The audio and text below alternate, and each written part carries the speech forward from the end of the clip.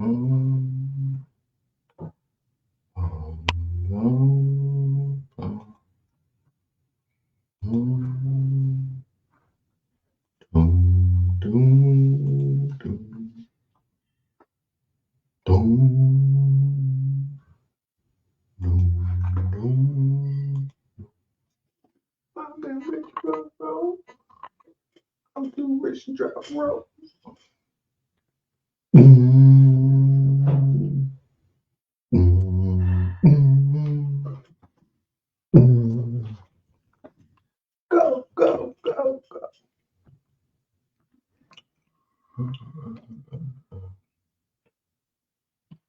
Go, go, go, go.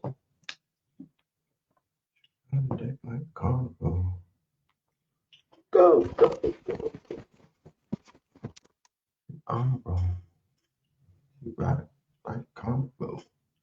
Peace, peace. Can y'all hear me? Let me know. Let me know. Let me know. Hmm. How we signing on? Let me see. Hold on. Oh, wow. Oh, that's what's going on. Okay, we should be good now.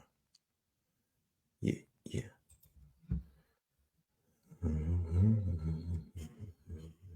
Yeah, yeah. She need president. She need president. Right, all right. Peace to the family. You said it's a bit of an echo. Go, go, go. How we sounding? I could put the music on. Hold on. Shit. Fuck around. Let's go ahead and put a little bit of that background music on. Yeah.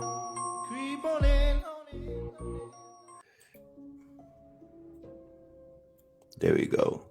We're gonna set the mood. We're gonna set the mood. Mm-hmm. You said, are you still giving info out on the AI wars? I'm actually doing a free workshop on the it's not the AI wars, it's the abundance agenda. It's how to use the AI to level up.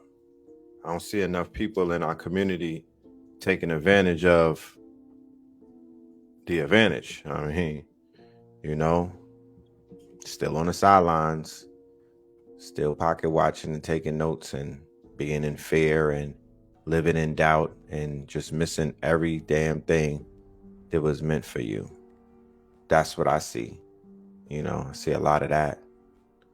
So, you know, kudos to everybody that's doing their thing, utilizing technology to level up and not being a fucking poo butt and missing out on, life, because life is happening regardless if people let you, life is lifing. You know what I mean?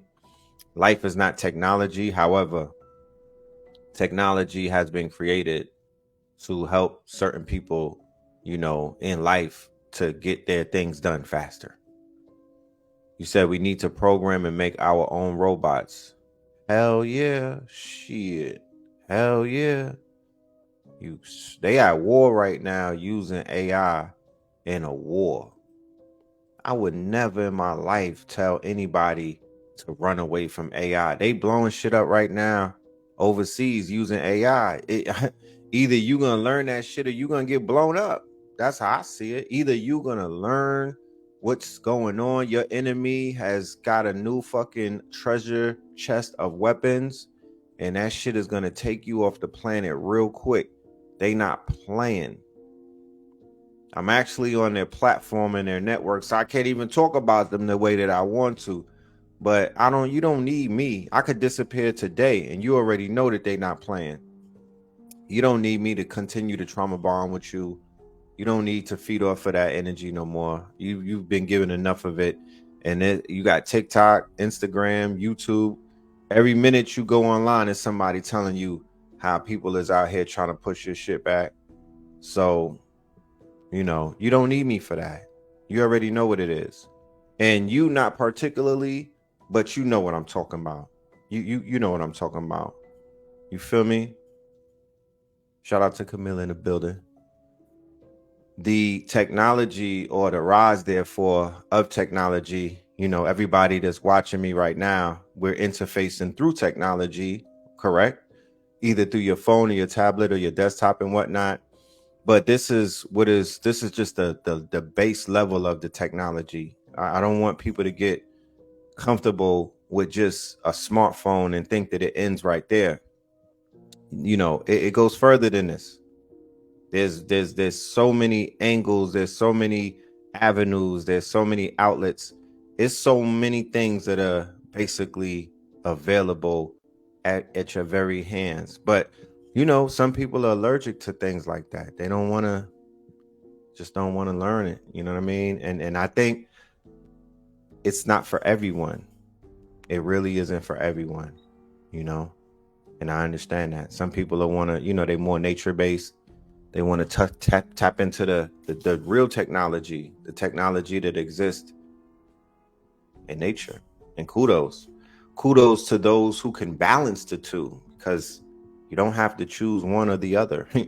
You could work in, you could have a $300,000, $400,000 job working with technology in the big tech sector, and you could be helping to develop weaponry. Because I'm not telling nobody, don't get into technology to push a goddamn pen or to be the help and whatnot, or to be a glorified stockroom person. Don't get into tech for that. If you're going to get into tech in 2024, it should be to develop weapons. It should be to develop what they call embodied humanoids, so you can protect your neck and others when it really goes down. You know what I mean? Or if it ever goes down. But if they're at war using an AI program called Gospel right there in Israel, if that AI program that they're using is the AI program that's wiping out all of those Palestinians, the level of carnage that this quote unquote war was able to the numbers that they were able to get, it was a result of a program that they're using called Gospel. I encourage you to look it up. Those who are researchers in the audience, those who just not sitting around just trying to, catch a quick listen or whatever, or want to get some salacious news. No, I'm here for the researchers. It's about time we begin to separate who is in the audience, who's here to learn, who's here to build, who's here to really do some shit other than just being in the audience, just watching. I get the heebie-jeebies when people stare at me. You know what I mean? But I get excited and I get exhilarated when I walk into a room and I know that I'm inside of a room where people is moving shit and shaking shit up. You know what I mean? I love to be amongst disruptors. That's my safe space. My love language is when people talking evolution and revolution and disruption. You know what I mean? That's what I like to hear. So if they're using a program and they're at war right now and they're not going to stop that war, I don't think people understand. It cannot stop with this campaign that they have with these people in their backyard. And I got to speak in code because, like I said, it's heavily censored. I'm a heavily censored person on this platform, and I don't want to lose my page. Not getting on the internet talking shit. I don't want to lose the page. This is a business page. But you know what I'm talking about. Those people that they're fighting, right? Once they defeat them, they can't stop because everybody surrounding them is now on high alert. The world has turned against these people who are maniacal. Okay? The world has turned against these people who are literally maniacal. And a lot of people are learning about who these people really are. I've been in school for the past 30 to 60 to 90 days. I've been doing my due diligence and I've been breaking books open. I've been buying books off of Amazon. I've been listening to 2-hour lectures. I've learned so much about these people, these tribe of people, these quote unquote, what they would call the hidden hand. And I don't want to sound conspiratorial because it has nothing to do with conspiracy. It's real life right in front of our faces. And people would be like, well, them people don't got nothing to do with me. Lies and deceit. I could point out 18 fucking things that they have their hands in that directly affect people that I know this on this line right now. Shout out to Sabe in the building. You feel me? Let's stop with the pussyfooting and the deflection about who your natural born enemy is. Do you even know what the tribe of Amalek is? You feel me? Do you even know what a Zionist even is? Do you know what the Christian Zionists are? Do you know what the evangelicals are? Do you know these? You got to know these things. You just can't walk through life hotepping it and ashaying it and everything and think that that's what's going to cut it. You know what I mean? I mean, if that's what works for you, you know, I come from a different place. I'm from 125th Street. My perspective and the way that I see the world, my worldview is completely different. You know what I mean? We're on this internet or this social media. Everybody assumes that we all have the same perspective and we all are here for the same reasons. And that ain't what it is. You feel me? That ain't what it is. Goddess essentials. What are you talking about? What are you talking about? Right? So when these individuals, whatever comes about of that conflict that they're in right now, I don't feel like they're ready. You know, according to the plans that they have, they're going to keep pushing that shit. They have a world dominance viewpoint at this, and this shit has a lot to do with the Messiah. It's too deep for me to just get into right now. You know, it's 11 o'clock. I don't really even feel like going down that rabbit hole, because to be honest with you, that rabbit hole that I'm talking about, the guy in my pic, that's Brick City Buddha. Yeah. The relationship that I'm speaking, the relationship of why the brother's in my pic, because you're so inquiring about what I'm doing in my life, is the brother will be a guest on Melanin Monday in Atlanta on February 26th. Okay, he's been invited to come and speak to the community about what it is that he does, and him and his wife in the realms of helping people out in their relationships and what we call the affairs of the heart. Because if there's one thing that I do know, and if there's one thing that I'm aware of, is that there's a lot of people that suffer in silence. There's a lot of people who are dealing with heartache, heartbreak. There's a lot of people dealing with loneliness. There's a lot of people dealing with unhealed trauma and whatnot. There's all kind of things taking place that I feel could be addressed that is not being addressed, because sometimes we spend a lot of time speaking about other things, right, before we get to the meat of what we should be talking about. And it's not all about trauma at the end of the day. We're not here to trauma bond and whatnot. You feel me? We are here to have a conversation. Nobody's perfect. Never have to be. That's never, you know, that's not my requirement when it comes to my teachers and people who bring information, and for people who bring light. You could be perfectly flawed in my book. I don't give a fuck. I'm here for the information. I'm here for the growth and development. I'm here for the story and whatnot. I'm gonna let the people judge. So this Monday that just passed, we on Wednesday. On Monday at 640 Evans Street on Melanin Monday, we brought the sister Six Goddess, right? She's controversial. I know a lot of women can't, they claim that they don't like the sister, so they don't, you know, she turns them off and everything. But that sister came on that stage, right?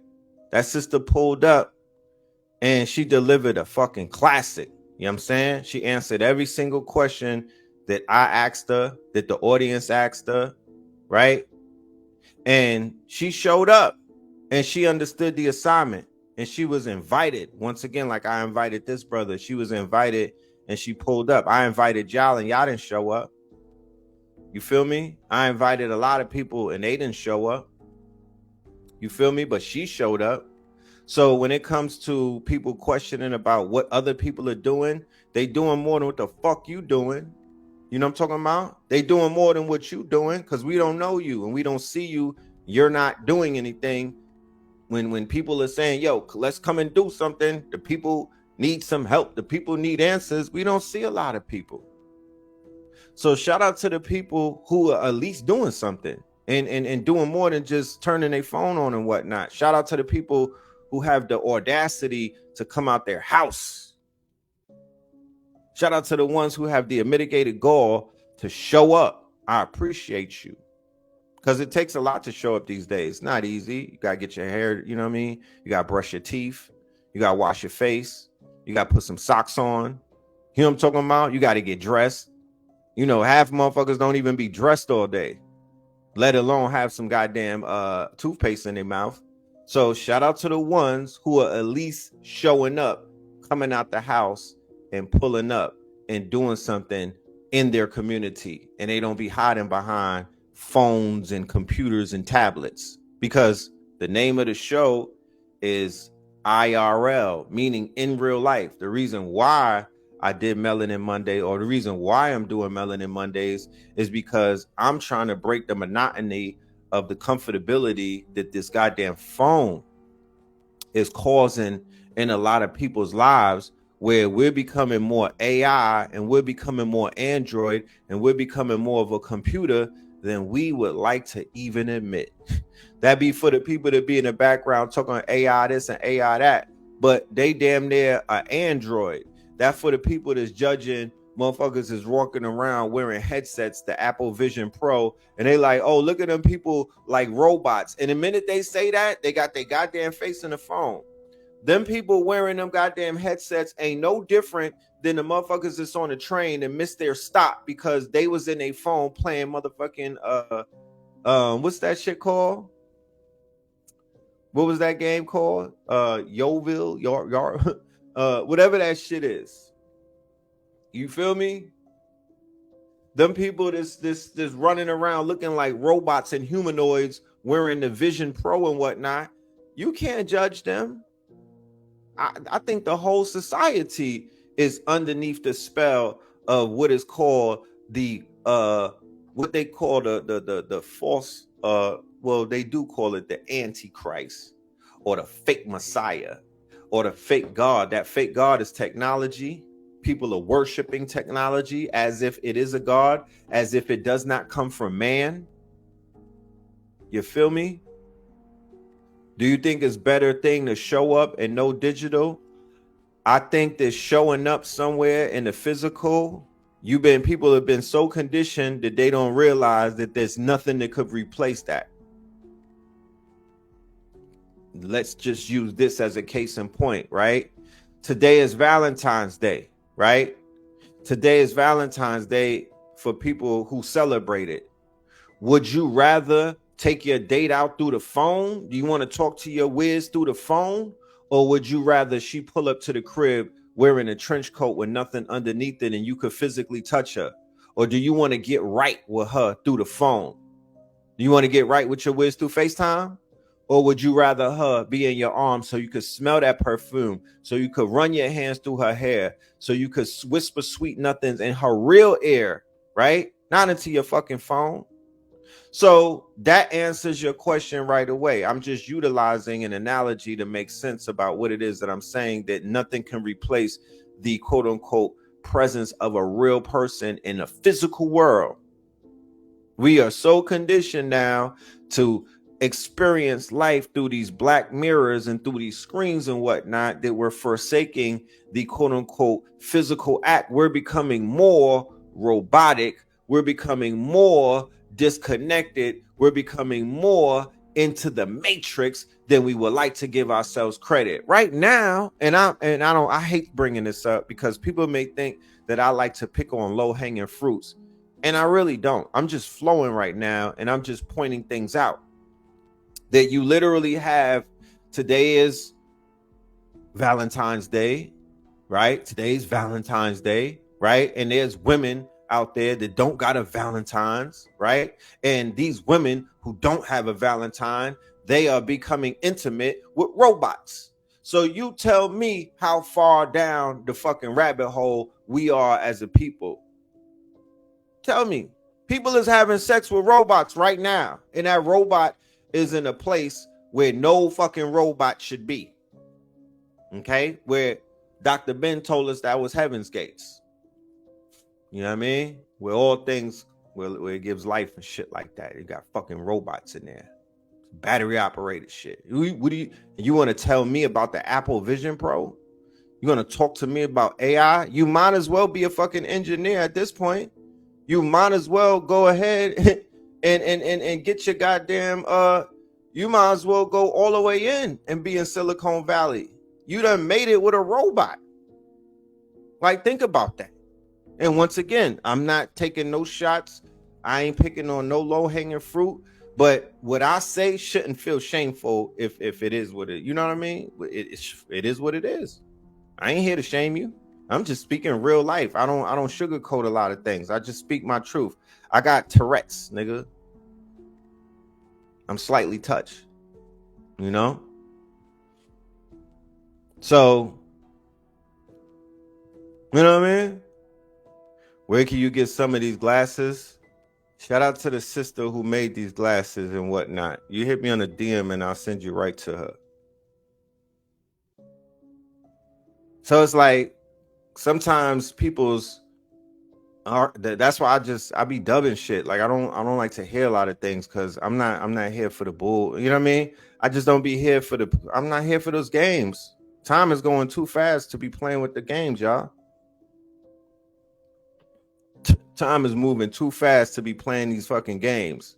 So once again, shout out to all of my blurs out there. Shout out to all of my coders out there. Shout out to all of my engineers out there. Shout out to everybody who is really doing some monumental work because it's a war going on outside. These people that's dealing with big tech, they all come from that one place that I was just talking to you about. Zuckerberg, Elon Musk, all of them come from right over there. Is it real? They all come from right there. Okay? This AI, this technology shit, it's a lot deeper than people even acknowledge it. These people are literally trying their best to create God on this planet. These people, these Yakubians, are literally utilizing technology to usher in what is known as transhumanism. That's what you see with the Neuralink, where Elon Musk is putting chips in people's brains. That's what you see with people being super duper conditioned to live in this matrix, because that's all it is. That's all this is the matrix. This is the matrix that they told you in the movie. There's nothing different from the matrix that Sophia Stewart and those people made in that movie that had Neo and Morpheus and Trinity in it. Let me take you back in case you forget. The movie came in 1999. I remember what I was wearing. I was on a date with a sister by the name of Butter. We was in East New York and Brooklyn in the movie theater. She had her hand on my leg, bro. I remember this was our first date. You know what I'm talking about? This was our first date. And I knew I was going to score. And the movie opened up and you heard, it wasn't Neo yet. It was Mr. Anderson. And he was selling at that time what was considered to be illegal substances, right? He was not on the World Wide Web. He was on the dark web. Okay. He was surfing on the dark web, right? And he got intercepted by Morpheus and Trinity. He was not on the World Wide Web. He was not on the regular web. He was on the onion router and he was on the dark web. The same way years after that, they came up with the Silk Road. If anybody is into the underworld and whatnot, you know about the Silk Road back in the days where you could buy all of the drugs in the world, all of the weapons in the world, and you had to use Bitcoin. Remember that? You had to use Bitcoin. That was the birth of the scammers. That's how the scammers came to life. And where was the scammers getting their money? Where was they getting they card numbers from? Ukraine and Russia. The same people that's at war right now. Those are the biggest criminals in the world. Okay? Those are the biggest criminals in the world. You know what I'm talking about? They been dirty over there. But anyway, he was on the dark web, and he got intercepted by Morpheus, and they invited him to the club. He goes to the club, he meets Trinity, they fall in love, and all of that. In the movie The Matrix, right? He unplugs from this fake world. And when I say fake world, I'm not saying it in a sense where it is, it's a fake world. It's a synthetic world. This world right here that you know me from, because you don't know me in real life. You know what I'm talking about? A majority of the people don't know me in real life. Some do. A lot don't. So you only know me in this synthetic world. You only know me in the Matrix. You know Red Pill.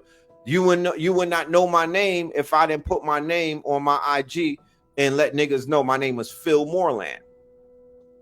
Okay? That's how I let people, but other than that, niggas just know Red Pill. You got introduced to Phil Moreland. That's Mr. Anderson to Neo. Neo would be Red Pill. Mr. Anderson would be Phil Moreland. He doesn't become his Neo, or he doesn't become the avatar self until he decides to go on a hero's journey. I didn't become Red Pill until I decided, yeah, you know what? I'm gonna go on this journey and do this conscious shit. I'm gonna go 2 feet in. Fuck that. Let me get an avatar that really solidifies who I am. And I changed my name, but by changing my name, I changed everything. My energy, my purpose, all of that changed with my name changed, because Red Pill, the avatar, is a completely different character than Twin, Filthmore, Wisdom, all of these different avatars that I've created throughout my years. So when the movie The Matrix comes on, he has to wait for a telephone call, right? Remember, in order to leave the Matrix, he had to wait for a telephone call, right? And then he jumped through the phone, right? So whenever you go online, whenever you wake up in the morning, for some of us that are addicted to these phones and whatnot, what's the first thing that we do? We pick our phone up and we jump in the Matrix, okay? Because that's what this is. You jump in this bitch, you're in Zion. Zion would be wherever the fuck you live at. You know, you eating burlaps, you eating oatmeal and whatnot. You're dressed in your burlap drip and whatnot. You know, you living in your humble beginning. You live in Zion. You got your family with you. You got your tribe with you. You got your children around you. You got your peoples with you. But when you got to interface in this world, in this Matrix, you jump through your phone and boom, you in this fake ass synthetic world, this digital world, where you could be God in this world, or you could be a devil. You're not immortal. You're not immortal. You could be immortal in this world right now, right? But if you get washed up in the Matrix, that's what I saw during the debate era. That's when it really started to make sense, because I saw individuals on YouTube debating, but when they got washed up, they died in the Matrix. And I would watch some niggas walking down 125th Street. I'd be like, that nigga don't even walk the same. It took all of the air out of them. It took all of the quote unquote spirit out of them when they got killed in the Matrix.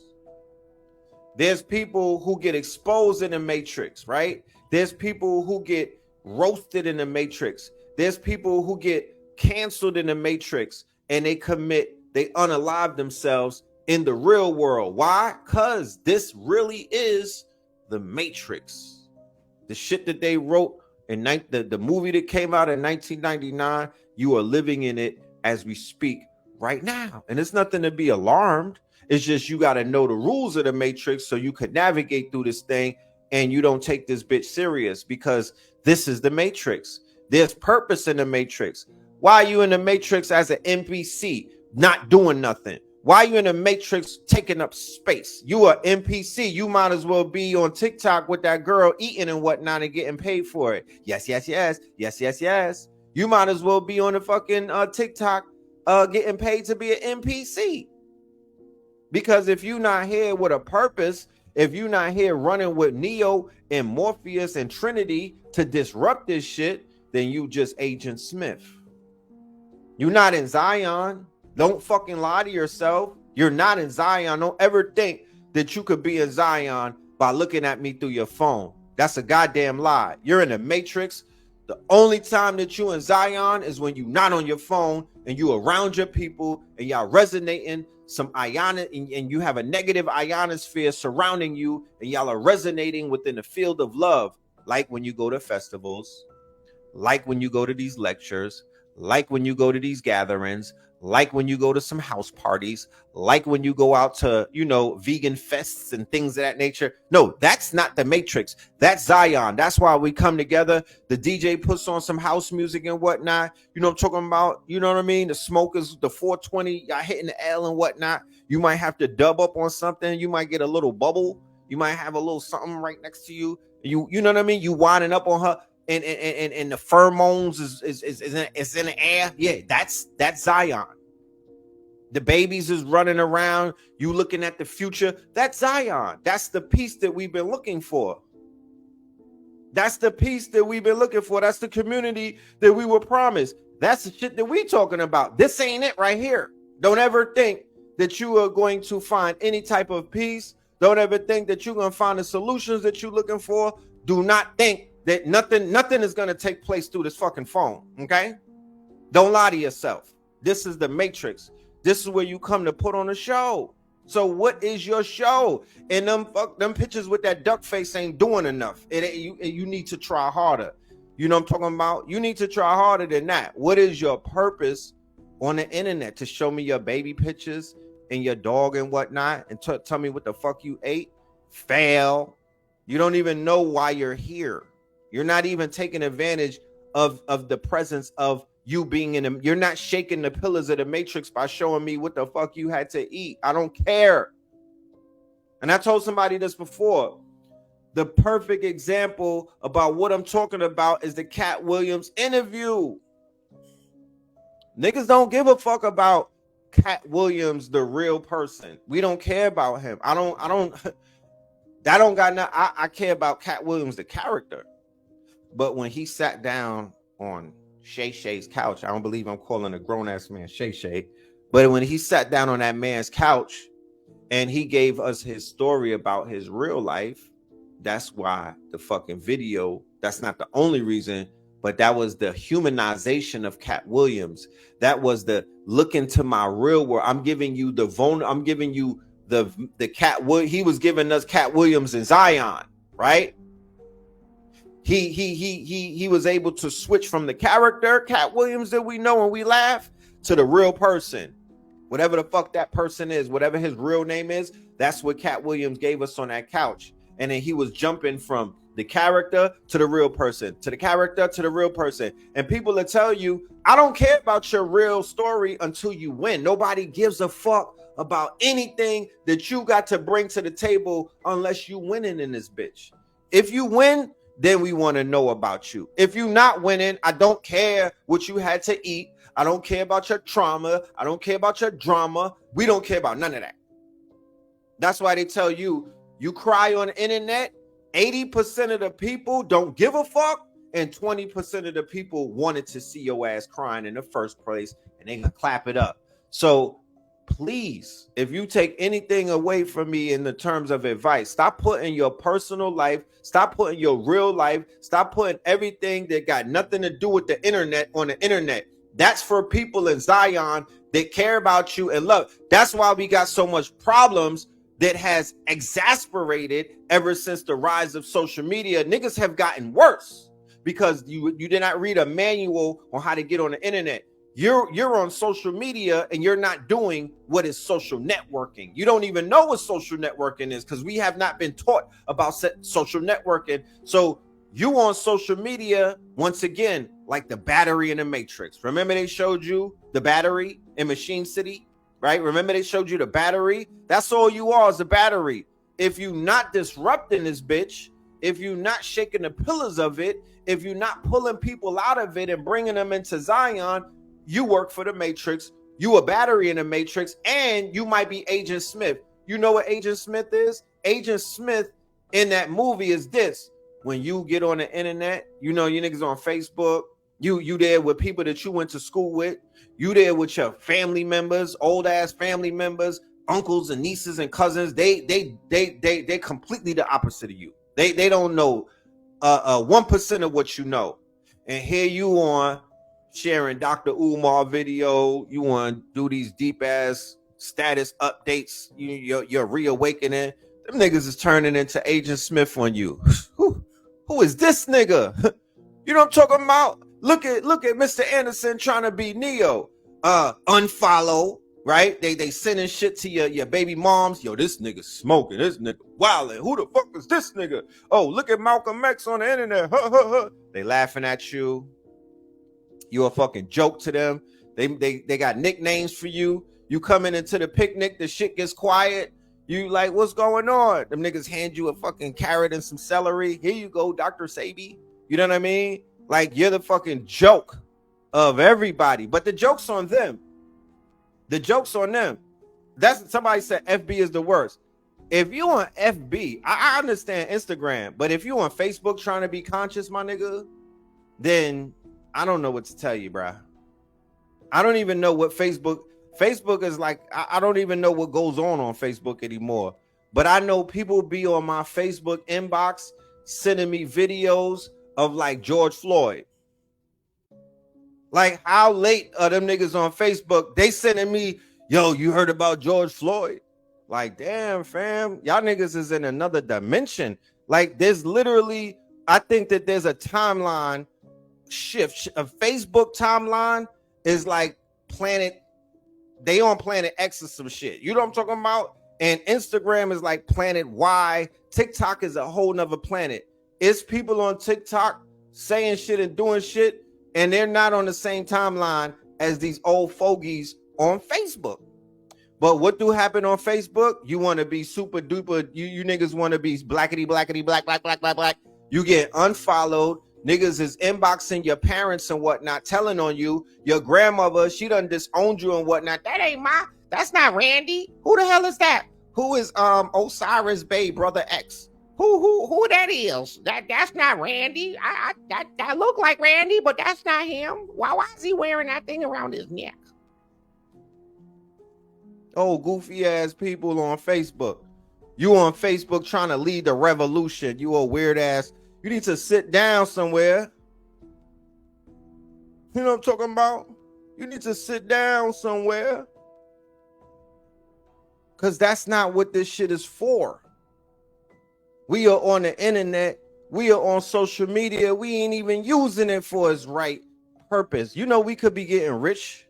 You know, we could be getting wealthy. You know, we could be owning shit. You know, we could be building shit. We're not doing none of that. We're exhausting a lot of energy doing nothing, just gossiping, wasting time, playing around in a fucking matrix. And I'm like, I'm bewildered at this point.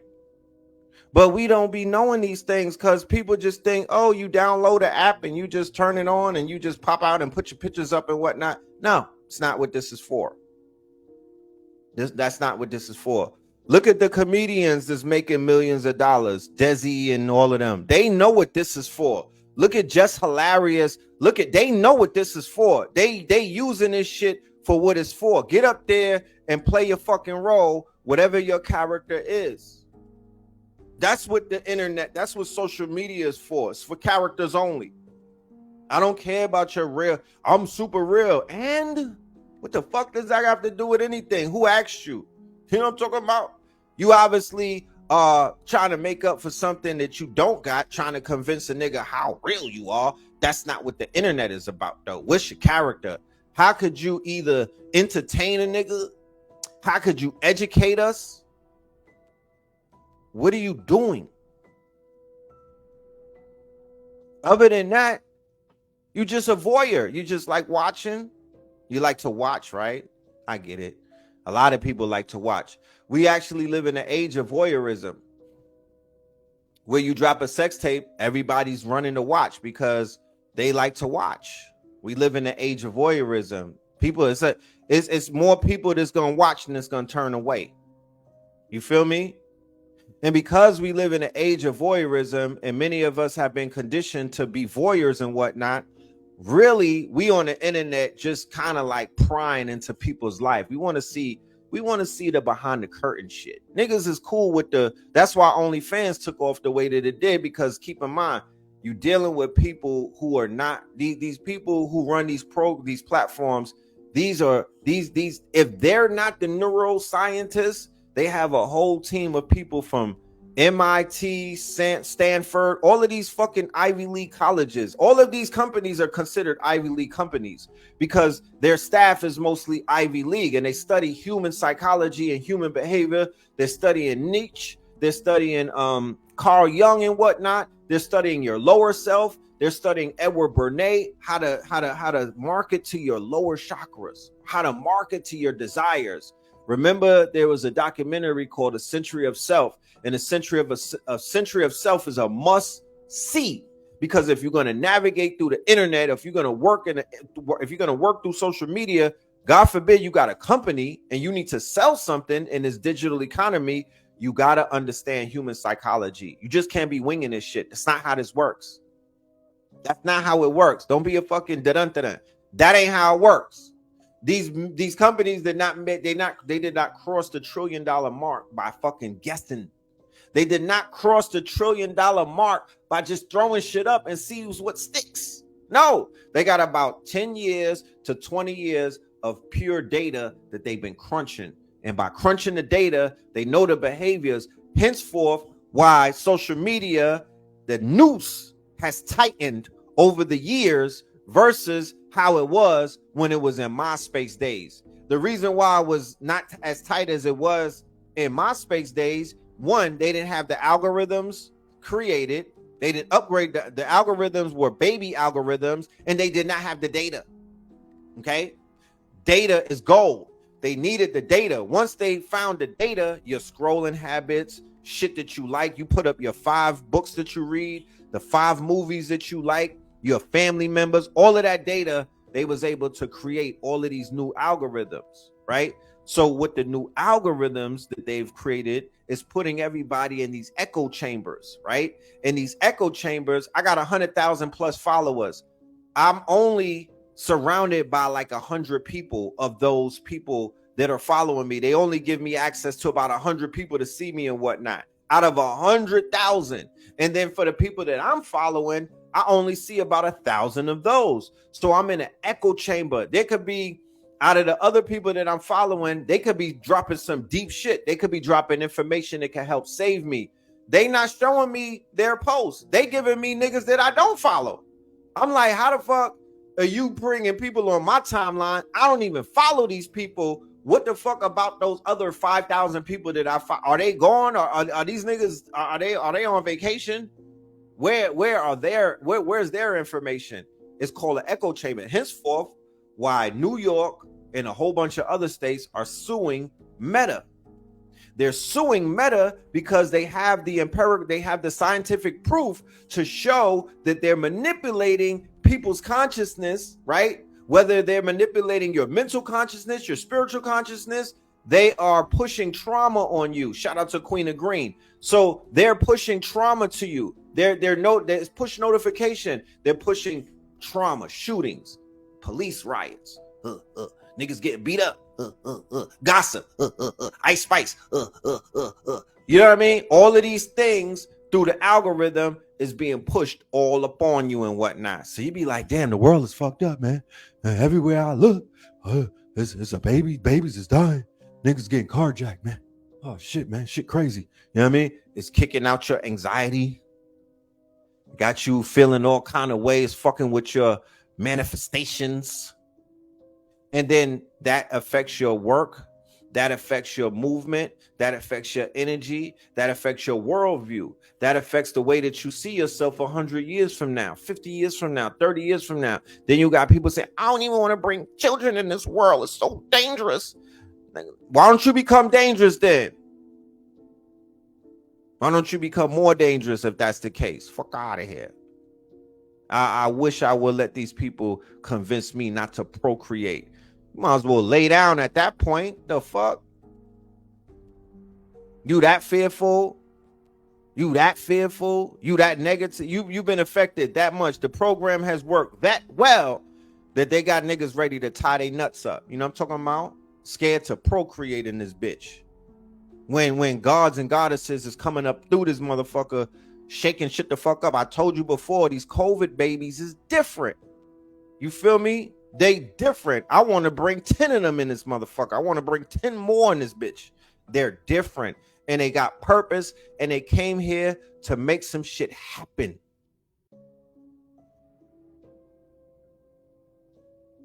You said Sad Guru said not to procreate. I ain't listening to that dude. I'm listening to somebody melanin. He's not one of us if he talking like that. I'm listening to the black goddesses and the gods. I draw the line when it comes to people telling me what to do with our tribe and whatnot. Nah, what the ancestors told me is that they trying to come back. They got ones that are ready to come back because they got work to do, because they left this bitch without finishing their breakfast. They left this bitch without finishing their breakfast and whatnot. So I don't know what he talking about. Because once the people, let's think about this logic. You got people that are like 11 and 12 that are way past woke right now. They're like on some fucking, they out here talking about Fibonacci and Pythagorean, you know what I mean? Like they going in. These are 11 and 12-year-olds. Then you got the 18 and the 19-year-olds. They astral traveling. They out of their body and whatnot. You feel me? You got niggas bending the spoon type shit. You know what I mean? Like you got real X-Men. People's DNA is being activated. You got people taking shrooms, going on plant-based trips. They doing ayahuasca. They turning on their powers. So with all of that power turning on, with all of these things happening, with all of that DNA, you supposed to tie your nuts? You're not supposed to continue. Because once you activate it, whatever you give birth to is activated, right? And it could get lonely in this motherfucker because it's more knuckle draggers than it is us. So we just supposed to not do that. You know? I don't know about that. You feel me?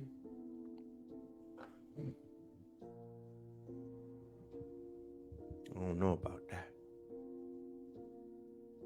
People would try to paint the picture like shit is darker than what it is. It's not. It ain't that serious.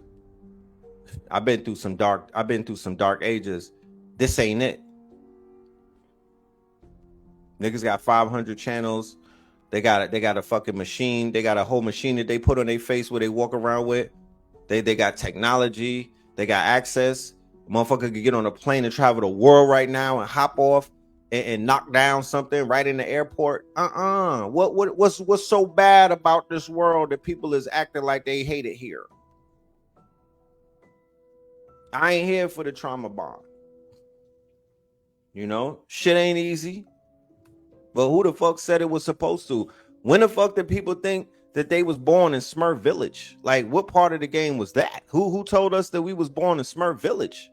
That this shit was supposed to be some type of romper room or something? We here to do the work. We here to suffer. God said that he wanted to suffer. God said that he wanted to lust. God said that he wanted to get over lust. God said that he wanted to poop, piss, shit, and bust a few nuts. That's what God said. God said, bend that ass over, let that coochie breathe. That's what God said. And then God reincarnated in this avatar, and all of that other shit don't mean nothing, because I don't give a fuck if your wig get pushed off of your shoulders and whatnot. It don't matter. You can't kill God. You can't kill the light. You can't. This is just a vehicle. It's like crashing your whip. You feel me?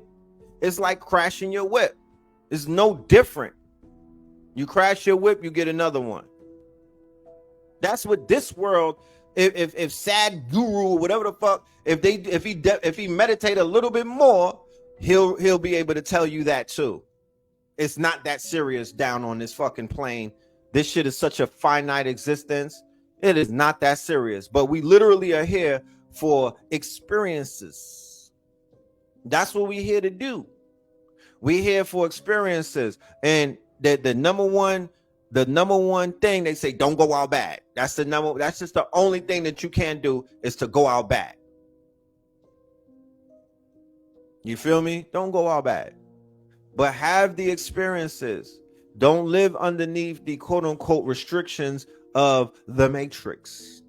Break out of that and live more like a Zion existence. But Neo and them was going into the Matrix to have experiences. He was plugging up. He was plugging back into the machine to have experiences and whatnot. He was going to see the Oracle to talk about the experiences. He was in the club with the Merovingians and whatnot for the experience. He was experiencing things while he was on his hero journey. So we are all on our hero's journey. Men and women, black and white. Different and indifferent. You said niggas is crashing out over bullshit. That's right, because they came here to crash out, bro. Did I say the experience was to be here to be old and wrinkled? Were you pooping on yourself? Everybody don't want that. Everybody don't want that. You got to give people their quote unquote credit. They don't want to. They want to go out like James Dean, young and handsome, and be a fucking legend, like Jay-Z said in one of his lyrics. People literally come here to crash out. I don't have a problem. You got to understand what this shit is so you could see it differently. It's your perspective that's fucked up. Niggas literally come here to die at 8 years old. You know what I'm talking about? Just make sure you don't go out laying down. Go out on your feet. That's the only difference. Don't go out laying down. Well, as long as you go out on your feet, then you gonna be all right. You could be an immortal. If you get immortalized, like Tupac said, Thug Immortal. Now, if you get immortalized, right, you don't gotta come back. You know what I mean? You going platinum, my nigga, if you immortalize oneself. But how many niggas have immortalized themselves? There's a lot of niggas that done went through the grinder. How many people have managed to immortalize themselves? They scared of death.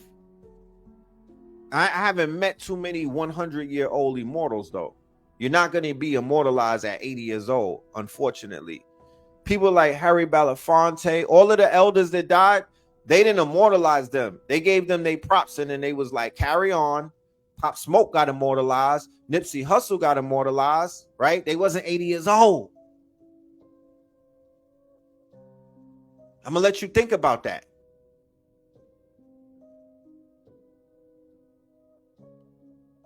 James Dean couldn't escape the allure of dying young, leaving a good-looking corpse.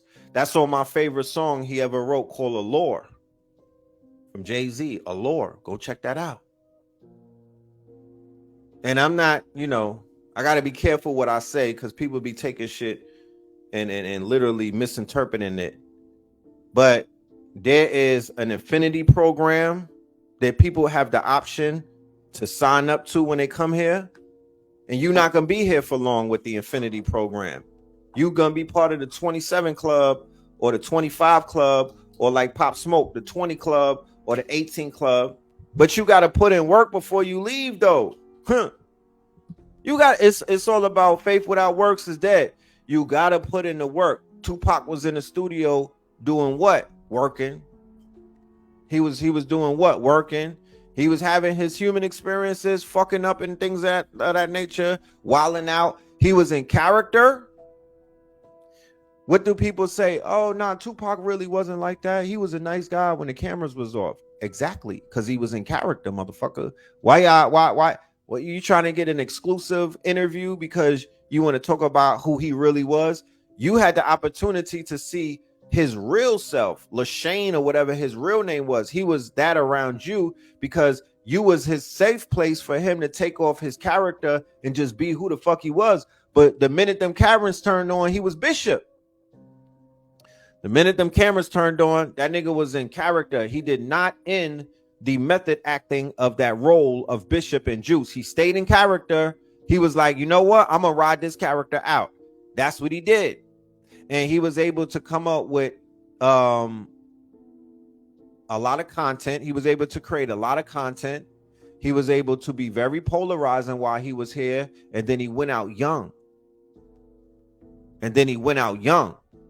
So he's immortalized. I can't say to Eazy-E. I don't know. That's kind of up in the air. With me personally, I can't say that he's an immortal. You know? But shout out to him though. I could say that Nipsey Hussle ascended.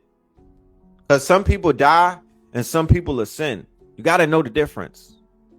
Everybody don't ascend, but a lot of people die.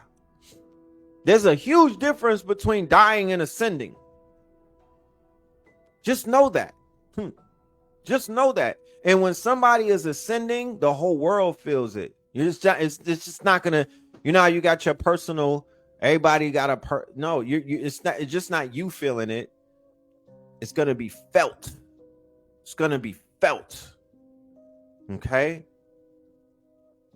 It's going to be felt when that ascension protocol takes place. You feel it in your soul, in your spirit, that a messianic force is on this planet and it has ascended. There's some of a young Dolph. I could say that he ascended, right? I could definitely say that he was one of the ascension protocols. And then people with the Christianized mind state that they have, they're going to approach it and they're going to judge that man. You niggas are going to read his lyrics like you Fannie fucking Willis or Wilson, whatever her name is. You're going to try to judge a man by what he was doing in the Matrix. Once again, you are judging man by man's rules, Christian rules, Christian church, quote unquote. These are the biggest hypocrites on the planet. And you have the caucasity to judge other men by those same rules and whatnot. These are the same people who were stringing up your people from trees. They had sex farms. They were doing all kind of things. These are the descendants of them. And they have the nerve to have you living underneath some type of rule book. And that whole rule book is wrong.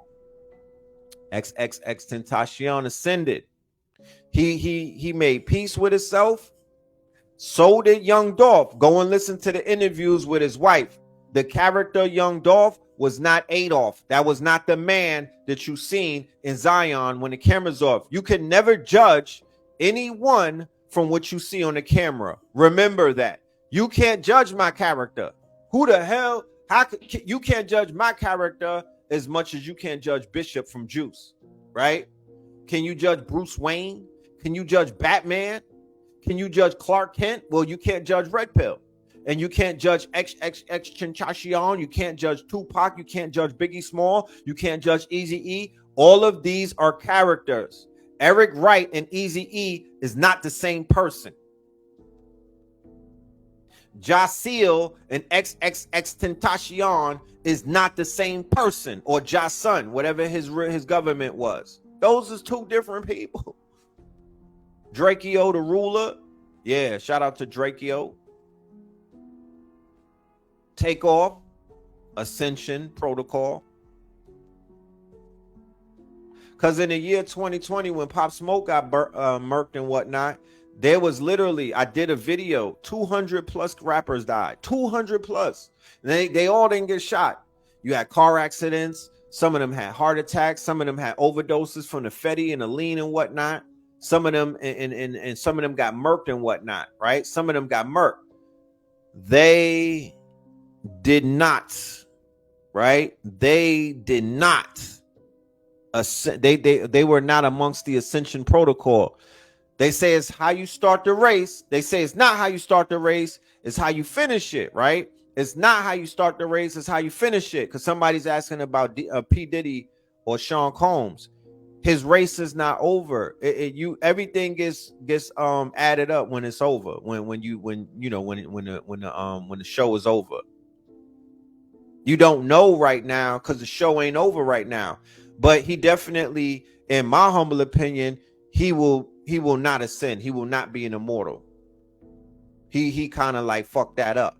You know what I'm talking about? You know what they say, that even the heroes, if the hero, what do they say in the Batman movie? You stick around long enough, the hero becomes the villain. So when he turned into the Joker, that was basically him, symbolically saying that he's been here too long. Now, if he would have tapped out earlier, he would have been an immortal, right? If he would have tapped out earlier, he would have been an immortal, but he tapped out later in the game. So he's basically, you know, he got to pay that price, right? He got to pay that price. Michael Jackson, Prince, and all of them, immortals, even though they got murdered and whatnot. Whitney Houston, immortal, you know. That's where Hollywood and that's where the cleanup crew comes in, because they'll do a Bob Marley on you. You know what I mean? They'll clean your shit up later on. That Malcolm X and MLK is a perfect example of you could die as an enemy to the state where people hate you, because my father always tells me so many people hated Malcolm. It goes without saying. He has so many haters, bro. So many haters. And then he got lionized in death. So did MLK. Y'all people is born into the lion, what they call the lionized versions of these people. I lived long enough to see them do it with Tupac. You said, how did he mess it up? Those women know what they was getting into. Nigga, please. You know what the fuck I'm talking about. I don't want to hear that stupid shit right now. You know what the fuck I'm talking about, bro. Let's stop it, bro. I'm not. It's almost midnight. You got the nerve to ask me, how did he mess it up? Like you want to go to court or something for the nigga. You know how he messed it up. He threw away his legacy. He got stains on his legacy now. And they trying to say that he's responsible for the Tupac hit. That's fucking everything up. That's fucking everything up. So we not playing these games, y'all. Is it true that Obama's Malcolm X's son? Come on, son. Let's stop it. I don't give a fuck who spoke about it.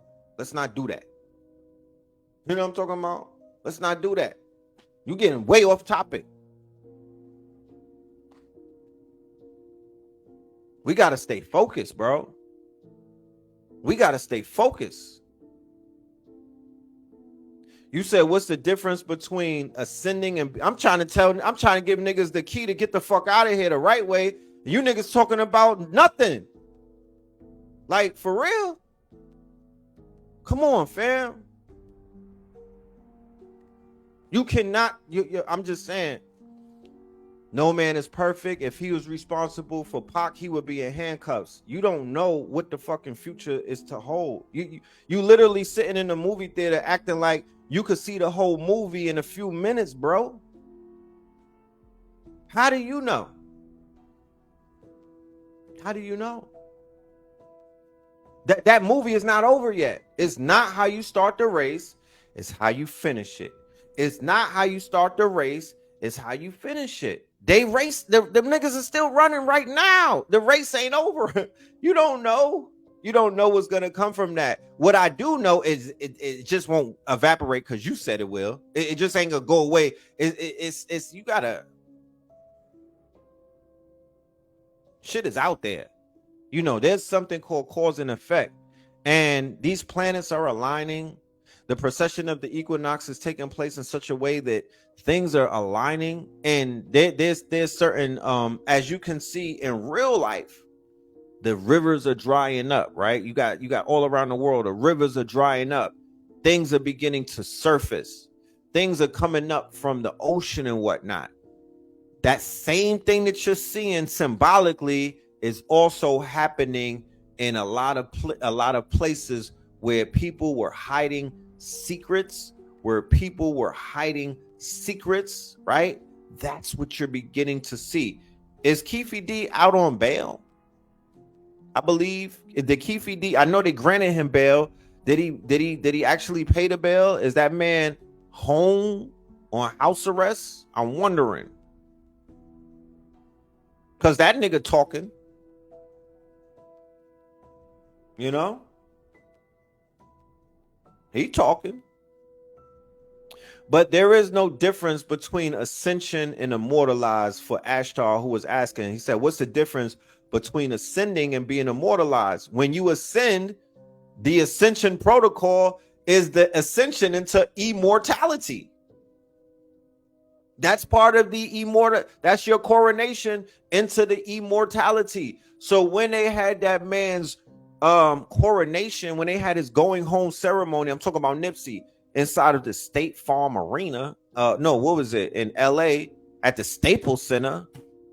At the Staples Center, in front of all type of quote unquote all type of his peers. He had Farrakhan coming out, you know, all kind of. He ascended. And then you have people like Whack 100 and all of these other haters out there in the West Coast. They try to measure that nigga up to the standards of like gang banging, fucking drug dealing, crack rap. You can't compare that, man. He got a different spirit. He was on different purpose. He's a different person. I say it like this: if Nip did not get murked, all of us would be about $100 million up right now. Straight like that. Saint Nip, you right. If he didn't get murked, he would have ushered the whole fucking community, hip hop and more, into crypto. The shit wouldn't even have fell the way that it fell, because all of those up and downs that crypto took is because the shit wasn't right. You know what I mean? He was the key. If there's no rapper alive. There's no rapper alive. The biggest hit that hip hop took was Nipsey and Pop Smoke in the last, few years. Those was the biggest hits. They had the most potential. These were straight up messianic forces right there.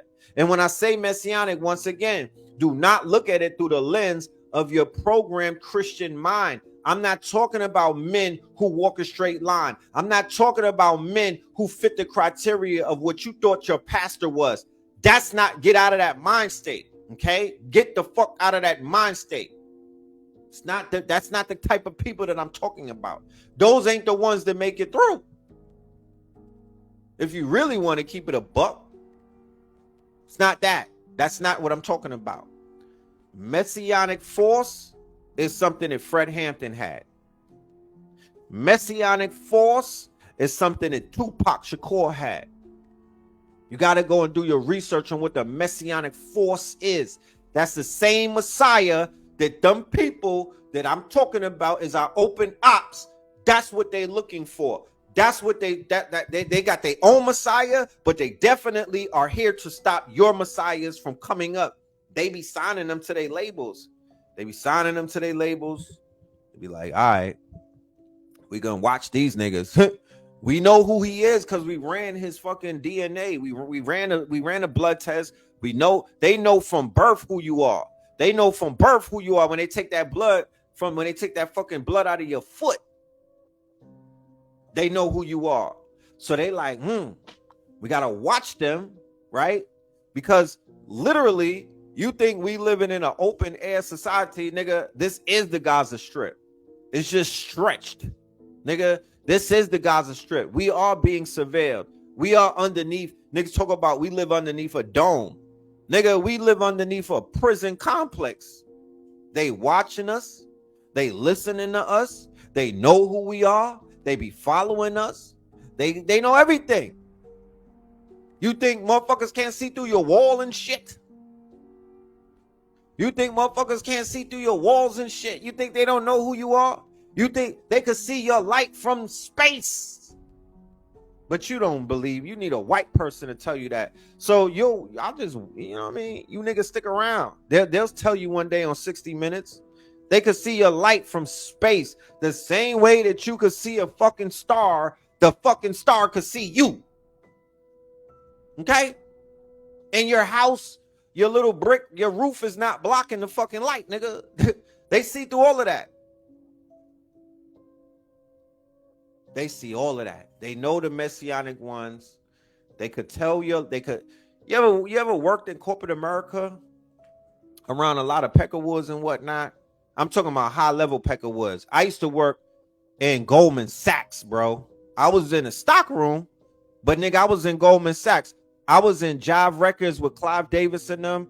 I'm around high level warlock type shit. You know what I'm talking about? I'm around high level demons, bro. When they look at you, the same way that you can see the alien and the lizard on them, They could see the Anunnaki on you. They could see the God in you.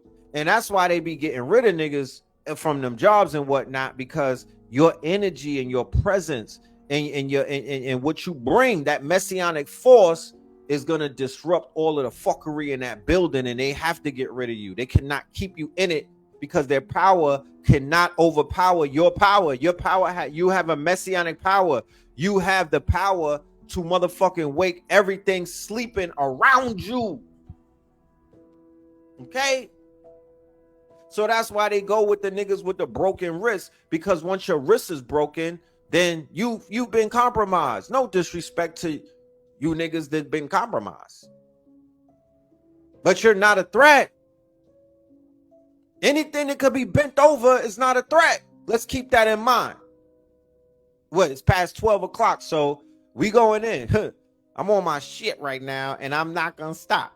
You know what I'm talking about? Anything that could be bent over is not a threat. Take that to the motherfucking bank with you and stop running around like you're not doing nothing. You're not doing nothing. Shut the fuck up with that. You know what I'm talking about? And tell the person who lied to you to stop lying to you. Because that's what they're going to. They're gonna go to the people. People like, oh, they be like, you know, at least I didn't sell out. You know what I'm saying? I'm not the Illuminati. Nigga, what the fuck do you think selling out is in these days of time? And what do you think the Illuminati is? If they pull you over on their side, nigga, you in the Illuminati. If they bend your ass over, you been caught, nigga, you're in the Illuminati. You sold out. Like Cat Williams said, he had to move through that shit and make sure that nobody penetrated him. Okay? Because once they do that, nigga, you're not the toughest guy in the room anymore. Okay? You can't say anything. And them people don't have no fear. You're not a messiah after that. You don't have that. You don't have that. No. So, no, they get rid of the messianic ones. They knock you off. They get rid of you. They lock you up. They chop your head off. They don't want to kill you, because if they kill you, what do we do? Real niggas don't die. We do what?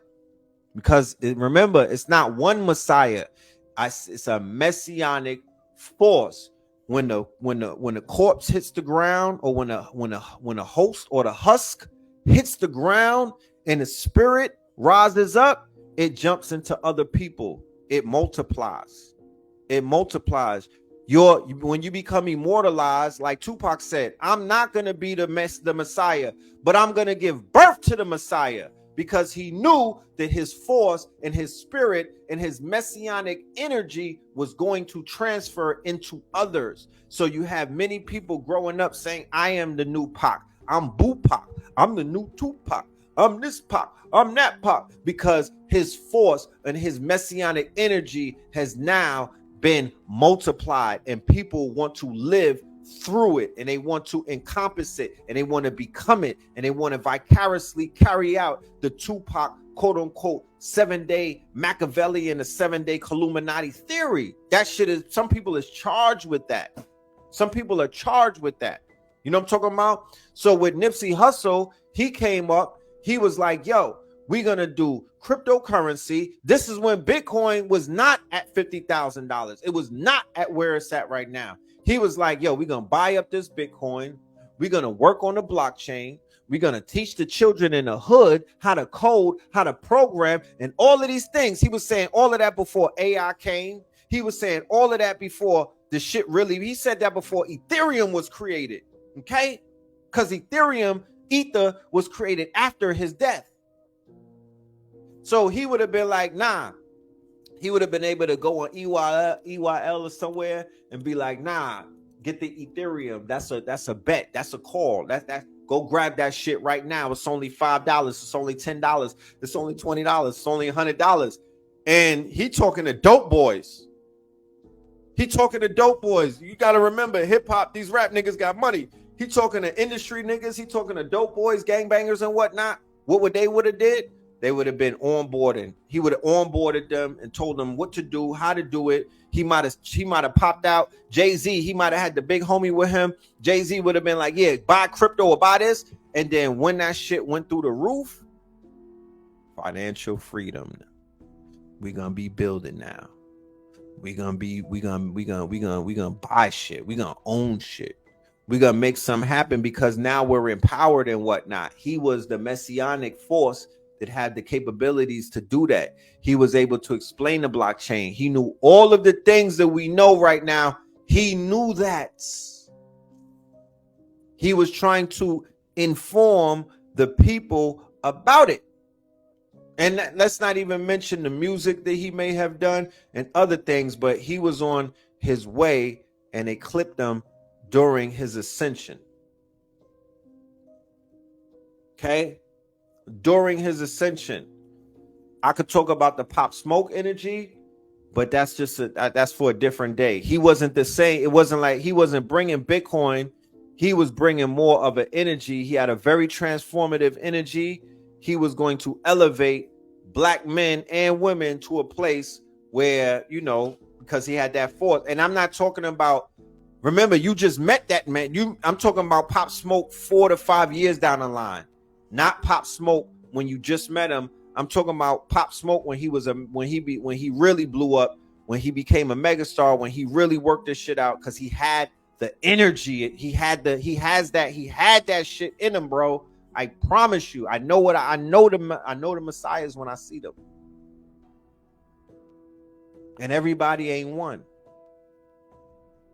You know? Everybody ain't one. I seen it in Mo 3. He had it. You know, he had it. You know what I'm talking about? But the thing with these artists, somebody, you know what I mean? Like, these artists have to be touched. These artists have to be approached by their quote unquote, they have to meet a Trinity. They have to meet a Morpheus, right? Like Kodak Black ran into an Israelite who put him on, right? And he brought him into the Hebrew Israelite mind state.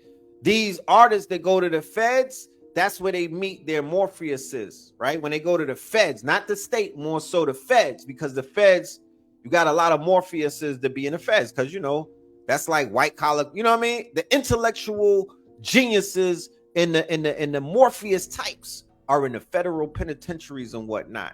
And then when people go through there, they run into them, right? And that's where they get their awakening. That's where they get their it's the same thing like the Matrix. Morpheus was with that. Morpheus, you see how Morpheus was with Neo in the little white room? Well, that's you in your celly, in your fucking cell. You know what I mean? You know what I mean? They walk in the yard and he's giving him that Morpheus wisdom on how to go back into the Matrix, right? Because Zion in particular could be the jail. It could be the feds. It could be ADX. It could be the Atlanta Penitentiary. That's that version of Zion, right? And then they get you ready to go back into the Matrix. So now you're going back into the Matrix with a different mind state and a different understanding. You've been to gladiator school. You had to survive through that shit. Motherfuckers try to kill you, right? But you saw the fangs of the white boys behind the wall. So, because it be blowing my mind that so many people was behind the wall with the Aryan Nation, but you niggas come home and don't see color. I don't get it. You was literally under threat and duress your whole bid because a white boy would have put a fucking knife through your face, right? And they gang behind the wall. But you come home and you don't got no smoke for white folk. You know what I'm talking about? You don't even want to mention their name. It's just interesting to me. You know? That's just interesting to me. You know? No smoke whatsoever. Not a thing. You dig? Not an MFing thing to say. But it is what it is, man. Shout out to all of the OGs that are coming home to preach peace. Shout out to all of them coming back from being buried in shallow graves, buried alive, to come home with stories of redemption. I could never take anything away from them, right? Because if we're going to have this community that is a community of redemption, this is a community of transformation, this is a community of second chances, and the majority of the people in this community, even the teachers that are teaching you, We are all living our second lives, y'all. This is not my first life. This is not my first life. The majority of us are living out our second and our third lives in front of you. We already died. Okay, that old part of ourselves, or this is not our first lives. So this is a story of redemption. Okay, this is a story of growth and transformation. So if I could say that for me, then I have to say that for a brother that did 30 years. I gotta say that for a sister that did 20 years. I gotta say that for a brother that did 10 years. Right? We have to give them the benefit of the doubt. So I have to say salute and kudos, because there's a lot of podcasts out there where brothers are coming home and trying to keep it, they're trying to keep it clean. They're trying to keep it positive. They're trying to add on to the destruction that they played a part in and whatnot. And I'm like, okay, I see it. All right. We gotta salute it. We gotta salute it. But brothers are behind the walls right now. If they not on demon time, or if they not on some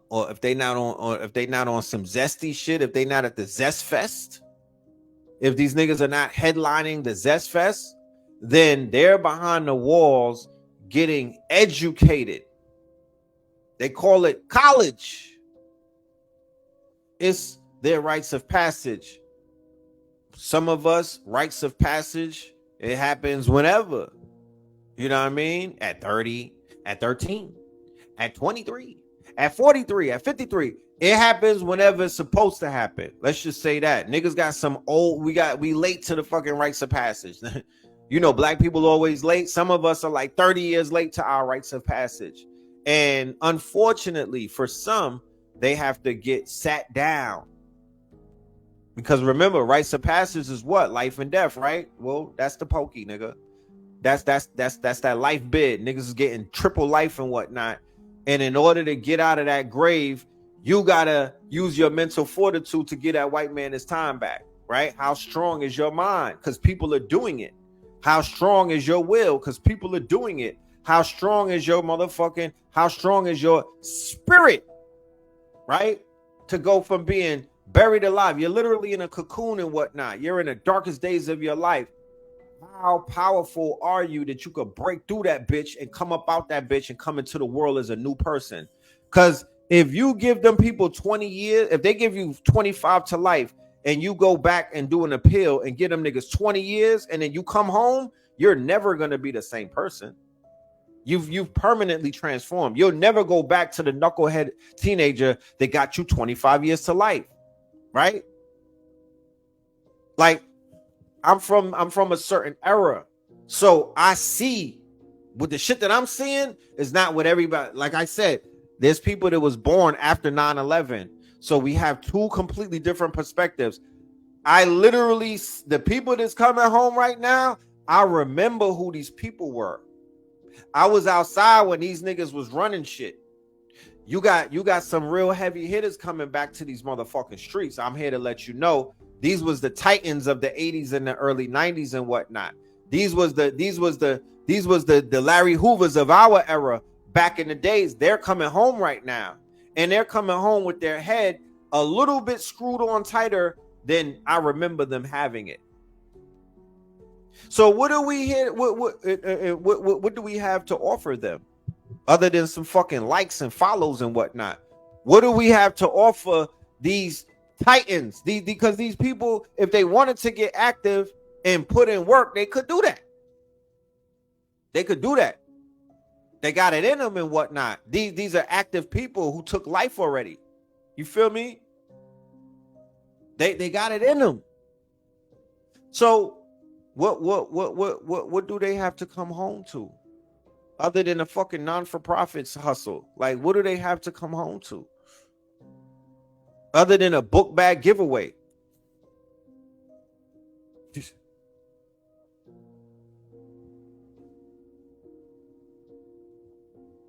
I mean,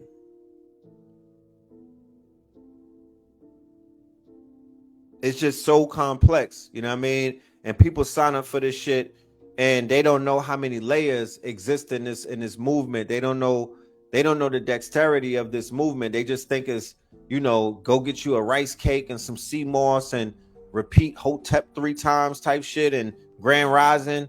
And then that's all this thing has to offer. I'm like, nah, this shit is multi-layer, multi-dimensional. You feel me? Multi-generational. It ties all the way back into the 80s and whatnot.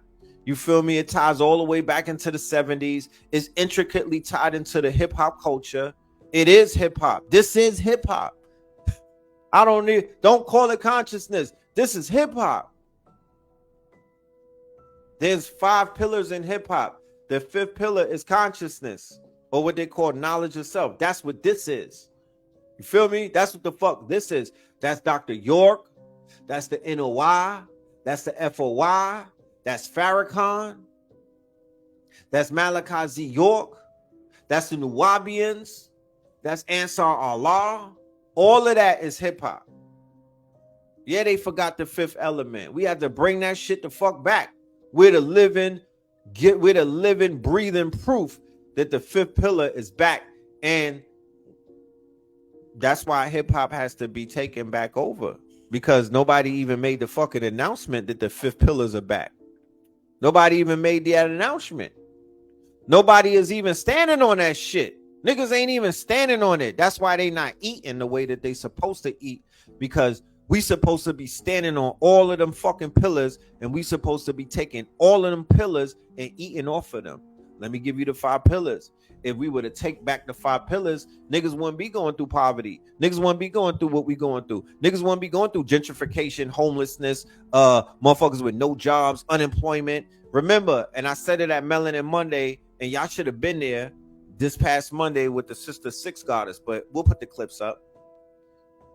When we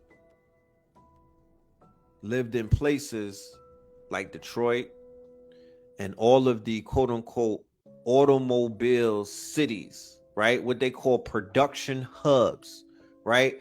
Manufacturing cities, right? Rust Belt cities, okay? When everything was on the up and up, right? Before they shipped all of the manufacturing to China and Japan and other places.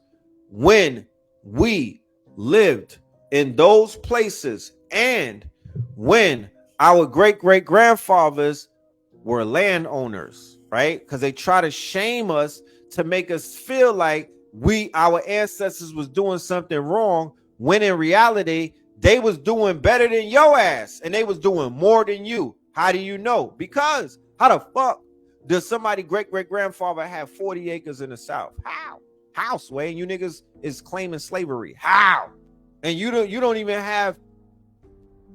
got 4 keys on your keychain, nigga. Fuck around, not even 4. You don't even got 4 keys. You don't even push 4 keys into 4 different locks, nigga. And you think that you doing more than your peoples. You not doing more than your peoples. You not putting on more than your peoples. You a consumer, and that's not what the fuck they was. You a different type of, you moving differently than how they was moving. How your people had gold. How your people had silver. How your people had cows, chickens, roosters, goats, and Big Mama had 13 to 30 children. How, Sway? Because Big Mama was like, look, if you could feed them, then I could breed them. There wasn't no Margaret Sanger back then. There wasn't no feminism movement back then. They wasn't telling people that more children that you have, the more poverty. All of that shit came past that. That's post the Moynihan report. The Moynihan report was called the Negro problem. That's post all of that, when they killed our leaders in the 50s and the 60s and whatnot.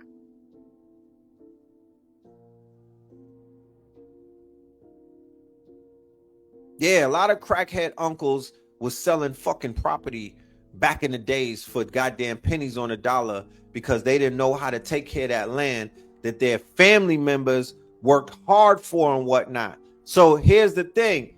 When you growing produce on the land and when you're producing, then your wisdom will reproduce your seed. One of the reasons why we're suffering so much with abortions and they're killing us before we even get here is because we're in a perpetual state of poverty because you're not producing nothing. So if you're not producing something and you just living off of a paycheck, what the fuck make you think that your wife is going to reproduce you? That's not happening, bro, because we sold out and we ran to the cities, the concrete jungle, and we left the motherfucking fertile land where we was able to feed ourselves, we was able to reproduce ourselves, and we were able to raise ourselves. We were doing way better then.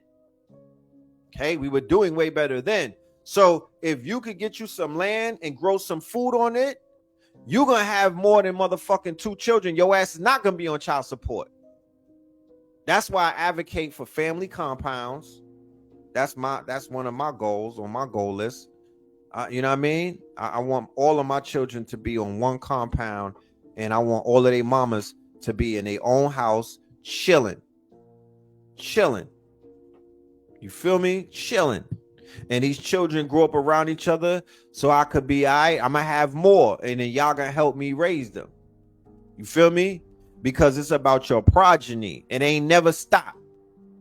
Be fruitful and multiply. It's about your motherfucking progeny, not your dog, and not your fucking Louis bag, and not your sneaker collection. You all weird ass niggas. I don't know what the fuck done happened, but that ain't it. You can't take that. It's not how you start the race, right? It's how you finish it. So when it's all said and done, when your ass is in a box, what did you leave behind? Oh, he left behind a fly ass sneaker collection. You know what I mean? Let's go and auction that. He left behind some lit jewelry, my nigga. He left behind some fire ass Louis Vuitton and Mary jeans. She left behind some wigs and whatnot. She left behind some good ass coochie. Oh, she took it with her? Yeah. She left behind her Cash App. Like, what the fuck are y'all leaving behind? Because you're gonna go. So what you here for? What are you here for? I don't think we know the assignment.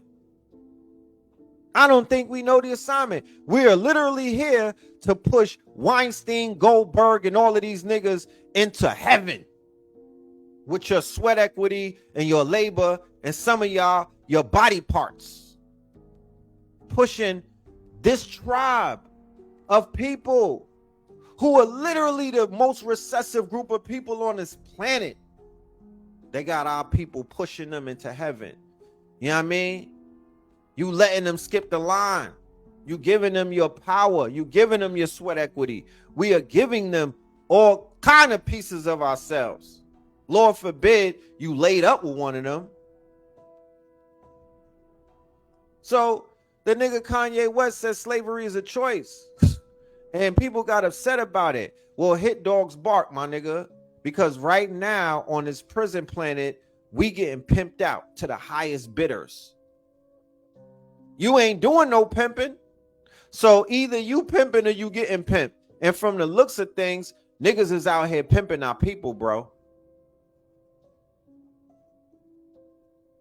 And anything that they want from us, your blood, your DNA, your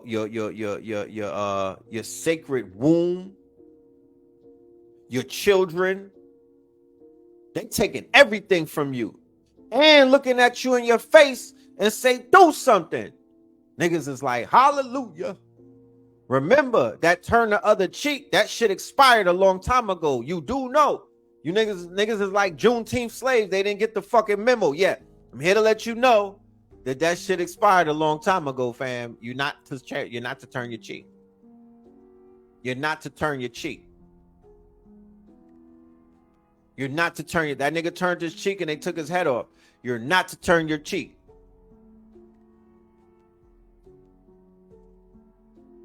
So free the land. Like, where the Indians at? Like, what's up with this land, bro? Shout out to all my real estate niggas. I feel you and everything, but that's not my fight. Where's the fucking land? My last name is Moreland. Where's the land at? You niggas come see us for the land. Where is the land?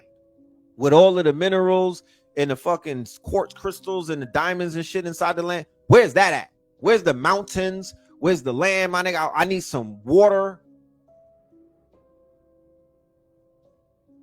We didn't even get to that part of the fucking movie yet. People are still trying to figure out if they black or not. Like, where's the land? I don't even want to play no house games. That's too much energy. Fuck that. Give me the land. I know in the next 3 years, these people is going to be giving up huge swaths of the land back to us. I'm talking about the Americas, my nigga. Connecticut, Jersey, shit like that they lost in the King Philip's War. They giving that shit back, bro. Connecticut, Jersey, New York, all of those Algonquin lands, that shit coming back. The Mississippian, Georgia, parts of Oklahoma, parts of fucking Florida, all of that's coming back. The Virgin Islands, St. Croix, St. John's, they have fucking Epstein Island on St. John's in the Virgin Islands doing all of the fuckery. We need that back. We need the whole land back. Not part of it, not piece of it. That shit is ours. And with the rise of AI, once again, if they don't use AI to kill niggas, right? The rise of AI is going to, the rise of quantum computers and the rise of artificial intelligence, if used correctly, is going to help us. We're going to put them on trial and we're going to wash them up on trial. And the AI will be the judge. Okay? That's what they're afraid of. They just had an AI decipher some motherfucking some ancient scrolls and whatnot, and that shit was starting to tell on them. They're afraid of the artificial intelligence because the artificial intelligence is two-pronged. It's a two-pronged type of thing. When they're controlling it, like if they control anything, they manipulate it to do what it is that they want it to do. And if you don't know, it's almost like they have this fucking toy that they're playing with, and they're telling you, oh, nah, the toy could hurt you, and your ass is in the fucking corner scared to touch the toy, and they're using the toy to get all of the girls. They're using the toy to pass all of the tests. They're using the toy to do all type of shit, and your ass is scared to even fucking touch the goddamn toy. But if you touch the toy and pointed it at them, the toy could fucking take them out. They don't sleep good at night when they don't sleep well at night, knowing that one of you niggas is gonna wake up. They sleep nervously at night. If you ever have a white man laying next to you, that nigga be jumping in and out of his sleep because he's thinking about nappy head niggas such as myself taking this bitch over and what we gonna do to them. He's thinking about the Moors in Europe. He's thinking about those motherfuckers who they kicked out of Europe coming back. They're already in Europe. The Moors came back to Europe. The Moors that they kicked out is back in Paris. They back in Germany. You been in Europe lately? They all over that bitch. The Moors is back in Europe, fam. They came back. Them people ain't sleeping comfortably. The border, the motherfuckers came through the borders. The Moors is back here. So these people, I don't know if y'all realize it or not, the show is fucking over. The only reason why they couldn't stop them coming from the border, there's obviously some type of paperwork that dried up. There's obviously some type of treaties that they gotta honor. They just won't tell it to you on MSNBC. You gotta know what you looking at. You gotta know what you looking at. This shit is over, bro. These are the aliens. These are the invaders. These are the colonizers. They are the same thing that you see over there in Is It Real? There's no difference than what you see over there and what the fuck you see over here and what the fuck you see in Canada and all other places where they're not indigenous to. Okay? And before I forget, real quick, a commercial. If y'all pulling up on Monday to see this brother right here, Brick City Buddha, All right. If you're not familiar with him, I have his have 2 videos of him on my page. If y'all know anything about my body of work, I don't gotta prove anything. I've introduced y'all to people that you didn't know before, and now you know them, and your life got better. Okay, we've been doing this shit since 2008. I got a laundry list of people that I introduced to this community. Okay, a laundry list. So the you know, don't fuck up the tradition. The tradition continues. We continuing to bring you people. So the good brother will be in the building on the 26th, 2 month next, not this Monday coming up, the Monday after that. Melanin Monday, right in the West End. Put love in the chat. Capital LOVE. Love. All right. And you'll be able to get a link in your DM so you could get yourself a ticket, because we'll be live streaming and we'll be live. So get your live stream if you live in El Segundo and whatnot, and tap in and support what it is that we doing and whatnot. And if you in Atlanta, pull up. Don't be shy. Pull up. Come outside. We got food. We got music. We got vendors in the building. We take care of our people. It's love. You feel welcome. You feel like family, and you among some beautiful people. I want to see your beautiful face. I want to feel your energy and whatnot. When me and our brothers on stage building and whatnot, I feed off for the energy that's in the audience. I don't give a fuck if it's 2 people in the audience or 1 person or 200 and whatnot. I'm feeding off of your energy. You dig? And that translates to some powerful classic fucking episode and content that we're able to create. Because I promise you, I'm not doing this for me. I'm doing this for us. And I'm not with the gender wars. I can't sit back and watch our people attacking each other. I can't sit back and watch brothers and sisters that I know walking around with holes in their hearts and whatnot, because they don't have nobody to talk to. And they don't have nobody to quote unquote be there to hold them when they're going through what the fuck they're going through. So what I can do and what I'm doing is I'm presenting engagement. I'm presenting conversations. I'm presenting scenarios. I'm bringing people on those stages who are drawing outside the line and whatnot, but they have some advice. Okay. And that advice, you know, it's like they tell you before, you know what I'm saying? Eat the food, spit the bones out and whatnot. Eat the food and spit the bones out. You're gonna walk away with something. You're gonna walk away with something. And if you got questions, you ask them and they get answered, and you're able to walk away with some answers and whatnot. So it's real in the field. Put love in the chat. Put love in the chat, and you'll get your inbox, you'll get your DM, and you could do what you wanted with that. You know what I'm saying? But it's definitely going down. We just did our sister Six, the goddess. She came on Monday and she tore it down. I'll be putting clips up as soon as I get my content back from my cameraman.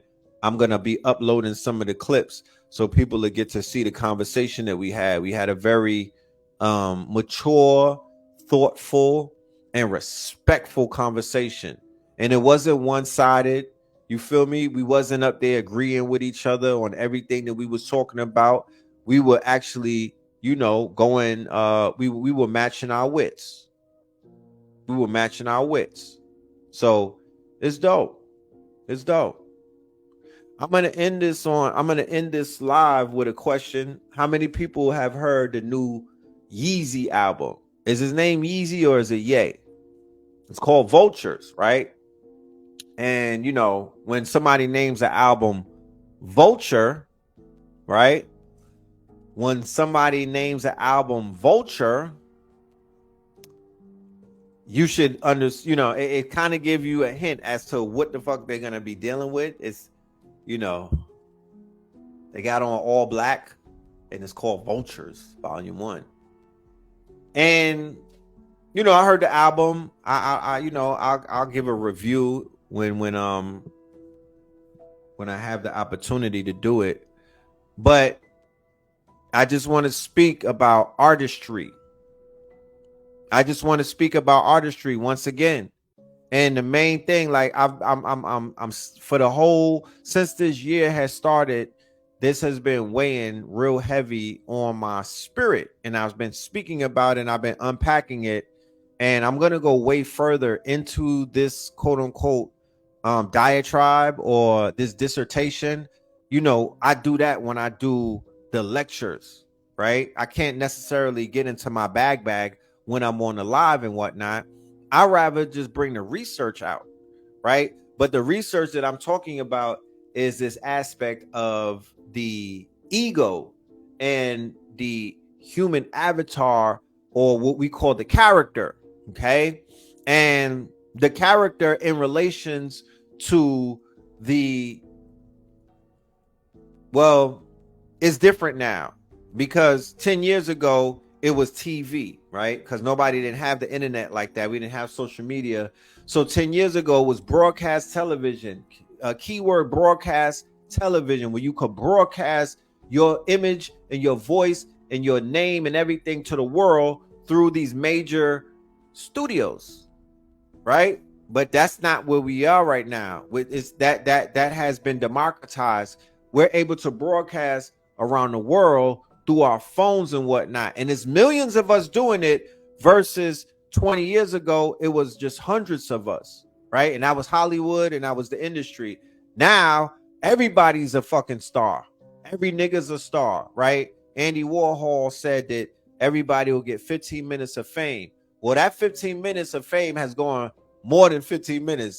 That shit has extended and whatnot, but everybody is a star now. We exist on different platforms. We exist in different people's lives for many different reasons. And it is a revolution, or the evolution will be digitized. I coined that phrase many, many moons ago. But as you can see, it is beginning to pan out that the evolution will be digitized.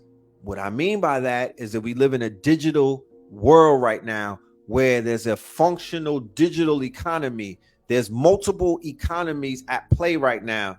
There's the attention economy. I could act a fool, right? I could act a fool and I could do some shit and catch people's attention, and my live will go from 125 to 500, right? I could literally be right here right now and start picking my nose and whatnot and start talking gibberish and whatnot. Or I could just pull a Drake, right? And just expose myself. Miraculously, right? Miraculously, my numbers will fucking triple. Just like that. Or because it's the attention economy. And if you do something to capture people's attention, you can monetize that, right? And people have figured it out. Trolls such as Charleston White. Charleston White got his playbook from Tekashi, right? These are trolls, right? Who are tapping into the attention economy. So he took the route of being a shock jock, right? He took the shock jock route. And as a result of that, that has made him quote unquote viral on the internet, right? We live in the attention economy. We live in a lust economy, right? So in the lust economy, show a little bit of nipple. Once again, leak a sex tape, right? So I could leak a sex tape and I'd be like, yo, if y'all want to see the rest of that tape, just sign up to my OnlyFans. Guaranteed a bag. Guaranteed a bag. You know what I'm talking about? A shorty showing her nipples and whatnot, you know, showing some cleavage or some cheeks and whatnot. Yo, go and hit my OnlyFans and you want to see more of this. You know what I'm talking about? We got the free subscriptions for 30 days. Trial offer. I'm signing up, right? Lust economy, shit going crazy.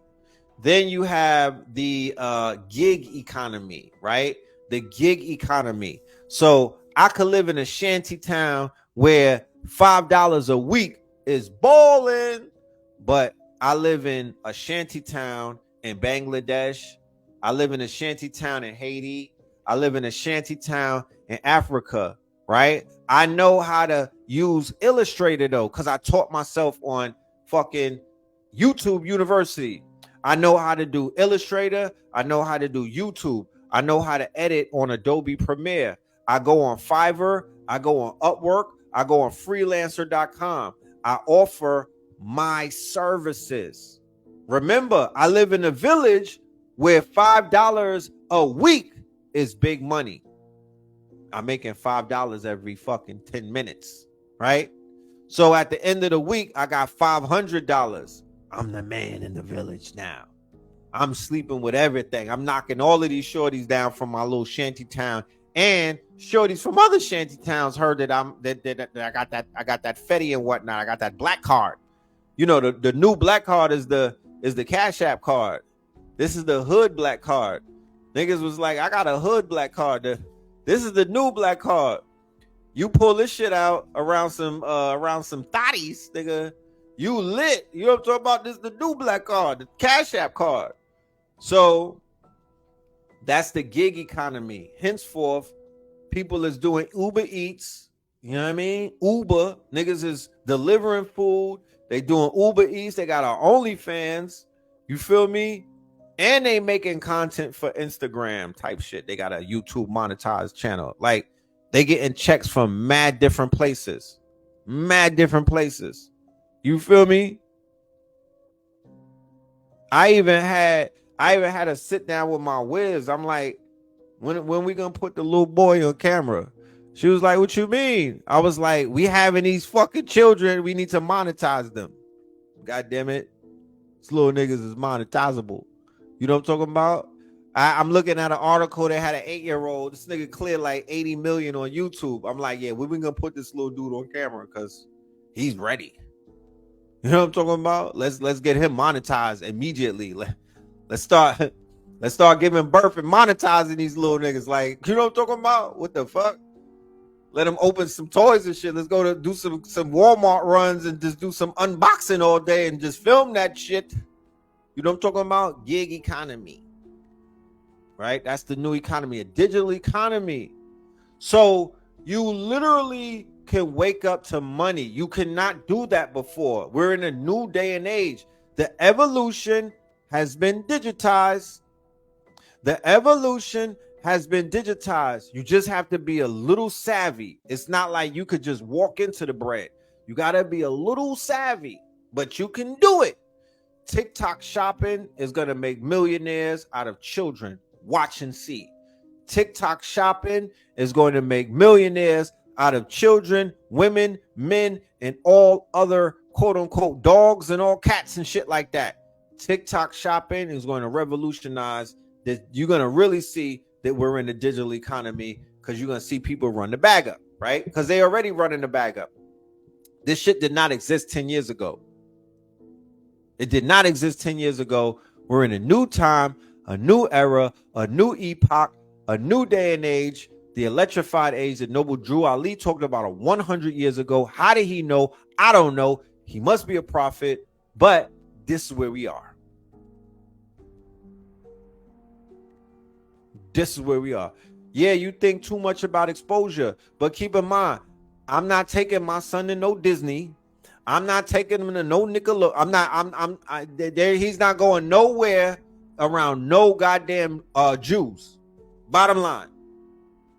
I don't even want them on YouTube because they own that shit. We need our own version of a platform streaming where our children could basically blow up and be their natural selves, their cute selves, their innocent selves, and we don't got to worry about none of that weird shit that these people are known for doing. That is the only reason why Pink Pill, Amir, and my little man that's the only reason I don't put them in front of these cameras, because we have not figured out a healthy platform to have them shine their lights, because I'm not going to sell them out to no goddamn people for no fucking coins. I'm not leaving them with these people. The minute you bring them people, the minute you bring your seeds around these people, they start plotting. They're going to start plotting and whatnot. And they're going to get into the ears of your children and they're going to wiggle them away from you. And then it's over with. So we have to come up with our own platforms, and we have to be militant about our children and be like, hell no. Hell no. You niggas can't even meet them. Fuck out of here. You could watch them through the screen like everybody else. I will never leave my child alone with no goddamn small hat or no black people. I ain't believing around none of them because they work. Everybody's working together. You don't watch 100 how many fucking TV shows, how many exposés, how many documentaries do we need to watch to show you that no one is to be trusted?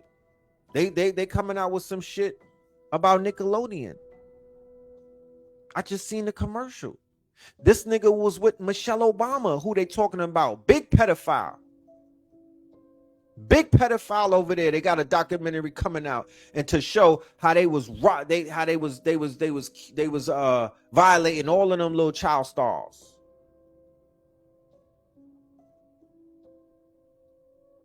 So we live in a digital economy. You could wake up to all type of things. If we collectively came together and learned how to use not social media, social network, because social media is just an aspect of the social network. Social media, we don't know how to navigate social media to really get the bread from social media, but we have to study social networking, right? It's about the network. My moniker or my theme is not cream anymore, it's preem. It's not cream anymore, it's preem. It's not cash rules everything around me. No, platforms rule everything around me. Preem, get the money, dollar bill, y'all. Focus on the platforms. Platforms rule everything around me. Facebook, Google, TikTok, these are platforms. You know what I'm talking about? Platforms rule everything around me. Kick, what's the streaming? Twitch. These are platforms. You want to own the platform that people are building their houses and their towers and their castles on. You fuck a castle. That goes back. Platforms is the equivalent of me saying, where's the land? Niggas trying to have us thinking about houses. I'm thinking about land. Rumble, right? Niggas ain't thinking about the platforms. You not thinking about the land. You just not there. And these people who are ahead of us, they know this. So they be like, we got a 30 to 40 year head start. These niggas are not coming close to us because they don't think like us. It's all in your mind. It's the only thing that separates us from anybody else is our minds. It's not our physical. It's not even the paper. It's none of that. It's once you change, it's your fucking mind. It's your mental state. It's your state of mind. And that is what's changing your perception of not only who you are, but the goddamn world around you. I could be standing right next to a motherfucker. The world that I'm looking at through these rose-colored glasses is not the same world that people on the train, on the plane, or in a restaurant, wherever I'm at, I could look at them and I'm like, y'all don't see the same world that I see. No judgment, no disrespect, but we are not. We don't live in the same plane of existence. Even though you can see me, you could literally physically touch me. We are not on the same plane of existence. I'm sorry. Can't even fucking relate. You know what I mean? We not eye level. I could tell by your eyeliners that we not eye level, but we not eye level. We are not on the same level, respectfully. Because it's all in the mind. Man is mind. Mind is man. Don't let nobody fool you and make you think that it's anything else. It's motherfuckers is locked down from the mind, from the top down, and from the bottom up, from your red chakra going on up. But niggas is really on lockdown in your mind, your worldview, and your perception of not only who you are, but who they are and who it is, and all of these things. It's the mind. You gotta break that. You don't gotta agree with the fuck I'm about. You nobody gotta look. It was never about we all gotta agree to the same thing, because it can never be that. Because I be changing up. I'm evolving. The shit that I might have stood on a month ago, I might not be standing on that right now. because shit changes like draws, nigga. I'm not stagnant. I'm not stagnant, and I'm on a journey of knowing myself, of knowing my environment, of knowing though, and shit is subject to change as I journey. There's things that my palate don't like anymore that it had liked a year ago. It's certain things I can't put in my mouth and eat and whatnot. There's certain things that make me nauseous when I smell it. There's certain people that I see the fucking snake and a coward in them. And I used to look at them differently a year ago. So all things are subject to change. So nobody could be like, oh, me and my twin brother don't think the same. So how the fuck you think you could think like me? You know what I mean? Like, no, that's not what this is about. That is not what this is about. I learn from you, you learn from me. I be learning from everybody. I'm not that arrogant where I'm highfalutin and a nigga can't teach me. Nah, I learn from people's mistakes. I learn from their victories. I'm learning from Kanye West. I brought him up. That nigga's a genius. I fucks with his movement. He got the vultures around him. This nigga went dark. Where else can you go when you bird ass niggas threw him away? You crossed them. He got, they almost bodied him. And when you look at all of the people that he's rolling with right now, he's with the misfits. He's with all of the dark niggas. And I'm cool with that. People is too worried about where he put his wood and whatnot. Fuck out of here. I'm good with where he's at. If he popped out with John Legend and these moist niggas, and he popped out with Kid Cudi and John Legend and all of them, man, fuck Shaq Kill. Fuck Shaq. Shaq is a bird. Shaq is chasing Ice Spice. I don't want to talk about Shaq right now. That nigga never talked greasy to no white people, so don't talk to me about Shaq. Niggas still owe Ye an apology because everything that he said was facts a year ago. Motherfuckers is even scared to admit it. You know what I'm talking about? But imagine if he popped out with these metrosexual niggas, these nut hugging wearing ass niggas. No, you don't do. No, you popped out with the niggas who hit you up when you was at your lowest and whatnot. You popped out with the niggas who wasn't scared to stand with you when all of these Hollywood niggas turned their back on you because they scared because they owned by them same handlers that he was calling out. These niggas is property of the small hats. All of them niggas is dead in the water. They don't even exist anymore. So what did he do? He went and fuck with the misfits. He went and fuck with the vultures. Ty Dolla, Cardi, Playboy Cardi, Rich Dollars, Little Dirk, Bumpy, what's the little nigga? Lil Bump J from Chicago. All of the fucking misfits, the dark niggas. And they made a album that's akin to the, it's not the Twisted Dark Fantasy. It's just Dark Ye. You know what I mean? It's just Dark Ye. You know what I mean? It's just Dark Ye. And I fuck with it. I don't like every single song on that album, but that shit was given what it was supposed to give. It's not, don't play that with around your children. It's not Bible toting Sunday school. Yay. He threw that shit away respectfully. Once again, everybody's subject to change because you're rigid and you never change and you still wear the same shit that you was wearing 20 years ago. You can't hold that to nobody else. That like let these, and once again, he's an artist. So the lens that I'm looking at him at is through an art lens. He's not married to that white woman, nigga. That's his muse. Do you know what a fucking muse is? He's been having muses ever since Amber Rose. And then Kim Kardashian was his muse. Do you want to be my muse? Because if you want to be my muse, there's rules to this shit. Remember, Marilyn Monroe was Andy Warhol's muse. And what was her instructions? Be pretty and shut the fuck up. Respectfully, because you are my muse. You're just a mannequin, okay? You don't talk. You're just a mannequin. You're in character. When the cameras is off and we take the fucking wig off and we could smoke hookahs and laugh it up, eat tacos, my nigga, and have fun. But when we're in the public, oh no, you're my muse. We're here to fuck shit up. Okay? We're here to make controversy.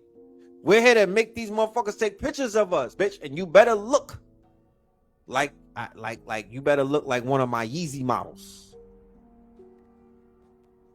And when she says, okay, I'll go for it, then you my muse. And then there's nothing else to talk about. So yeah, she gonna be giving him neck in public. Yeah, she gonna be wearing outlandish shit, because so did Kim Kardashian. When he got with her, what did he say? Throw all of that shit away. All of that I don't know what the fuck you was wearing. I'm gonna put you in some Balenci. I'm gonna put you in some shit you don't even know how to pronounce. Trust me, you're my muse. I'm not gonna wear the dress. I'm not no fucking queer. You're gonna wear the dress. I'm a designer. I'm what? I'm an artist. I'm an artist. So how you gonna be an artist and you don't got a muse? You're not an artist. If your wiz don't look like a piece of your art, you're not a fucking artist. You niggas y'all mistake rappers for artists. Every rapper's not an artist. These niggas that be like, I'm just selling drugs to niggas' moms and whatnot. I'm just here to make money. That's not a fucking artist. That's a rapper. That's a trapper turned rapper. Those are not artists. They don't invite these niggas to the Met Gala. Those are not artists. Okay? You confusing the two. The nigga that came from the corner store selling drugs and he's talking about how many drugs he's selling, all of that Yeezy shit, Jeezy shit. Those are not artistes. They're not into art. They're rappers. They're not even hip hop. They're just fucking rappers.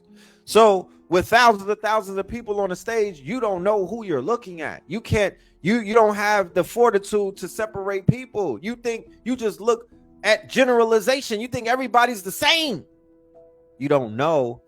You don't even know the culture that you are a part of. You don't know. And it's okay to not know.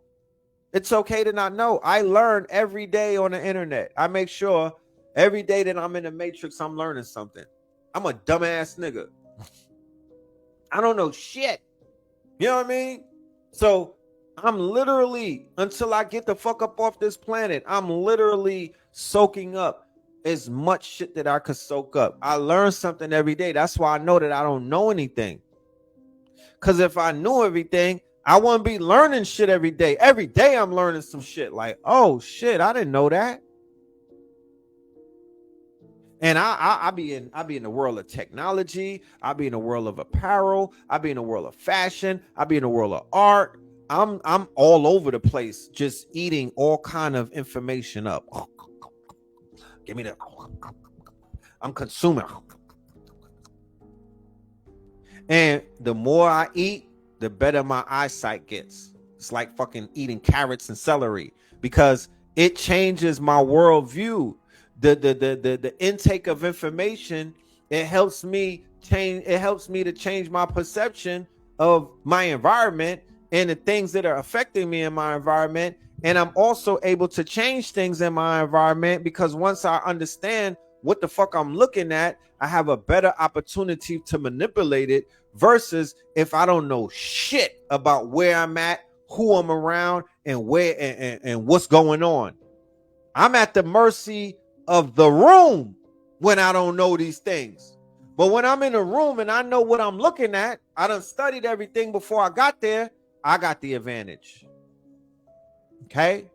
So back to what I was saying about my guy Ye and whatnot.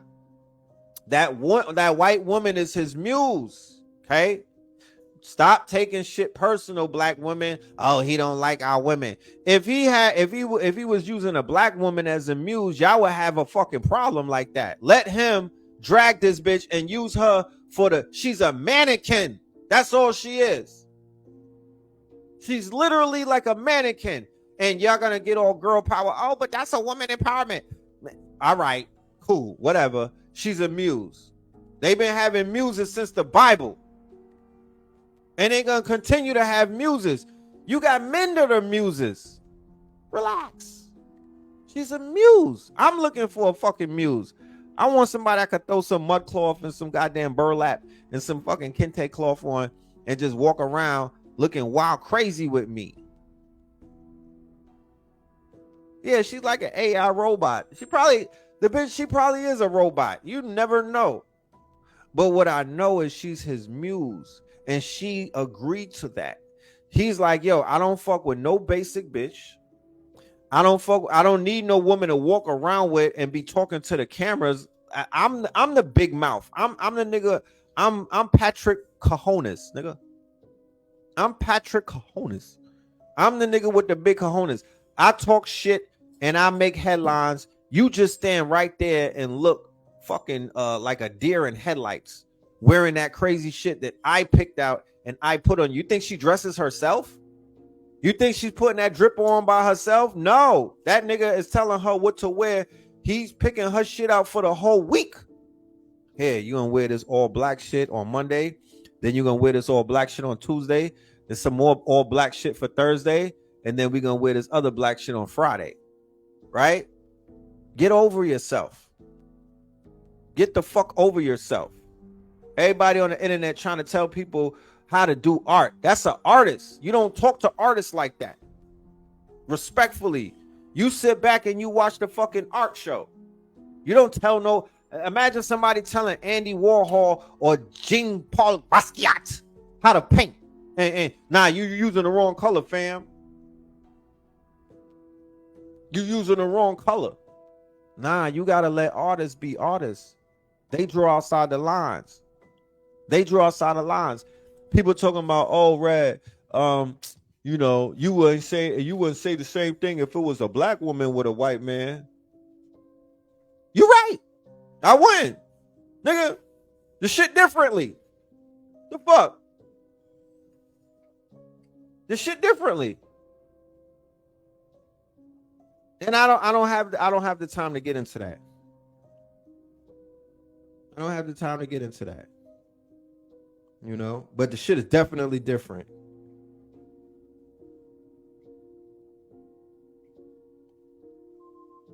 You know, remember, it's we not the same. We not the same. Anything that could be bent over could be dominated. We're not the same, bro. Stop with the bullshit. We're not the same. I don't know who lied to people and told y'all that we the same, but we're not the same. You know what I mean? We're not the same.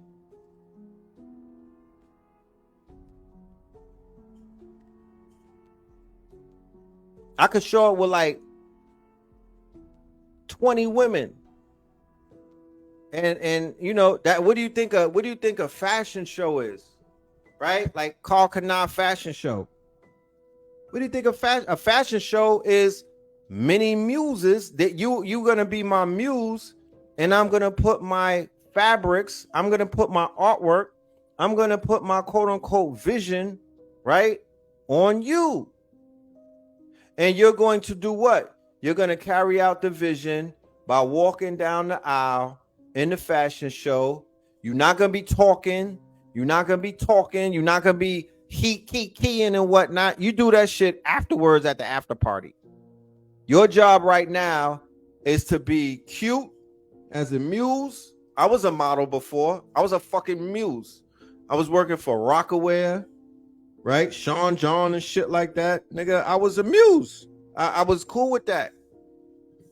They paid well. The perks was we had shorties backstage. They was ready to get busy and whatnot afterwards. You know, they was ready to give the brother some, you know, we was the man when we was doing all of that. So the muse shit works out. But that's literally what a fashion show is. And there's some people in real life and they use their women as muses. Amber Rose was a muse. Kim Kardashian was a muse. This new chick that looks like a raccoon is a muse. Julia Fox was a muse. That's how it works. I don't care about what they do in their private life. That I don't get into people's bedrooms like that. That ain't none of my business. More power to the man. Whatever he decides to do with his private life, that's on him. I have no control over that. And there I would never act like I do. I don't got no control over what no woman doing in their life. I don't got control over what no man. I'm not concerned. I'm here for the art. Give me good art. Give me good art. You know? Give me good art. That's all I need. That's the agreement that we have with these artists, correct? We just say, give us good art, y'all. Just continue to deliver good art. And he delivered good art. The album is an artistic album called Vultures Volume 1. Don't play it. It's not for the children. This is Dark Ye. Remember how they had Dark Superman in Superman 3 when he went dark? The chick that looks like a raccoon, what was it? Julia Fox. She had the raccoon shit on her eyes. You know, they put the raccoon shit on their eyes. That was the girl Julia Fox. That was the one that came right after Kim Kardashian. Remember, she was a muse too. She couldn't talk. She just had to stand there and look like she was in a fucking Yeezy fashion show. And he be dressing his women. He probably pick out their shoes, they fucking socks. You know, he's one of them eccentric. You know what I mean? I'm not picking out no women's clothes for no women to wear. I'm like, yeah, I trust y'all enough to get busy and put it on and whatnot. But if I had a clothing line and I was designing women's clothes, then that wouldn't be so far-fetched. I would be like, I need you to put this shit on because we trying to sell some shit. Like, let's go outside and get some pictures taken of us. You're going to be the muse. We're going to stand by Tassili's and you just going to stand there. You know what I'm talking about?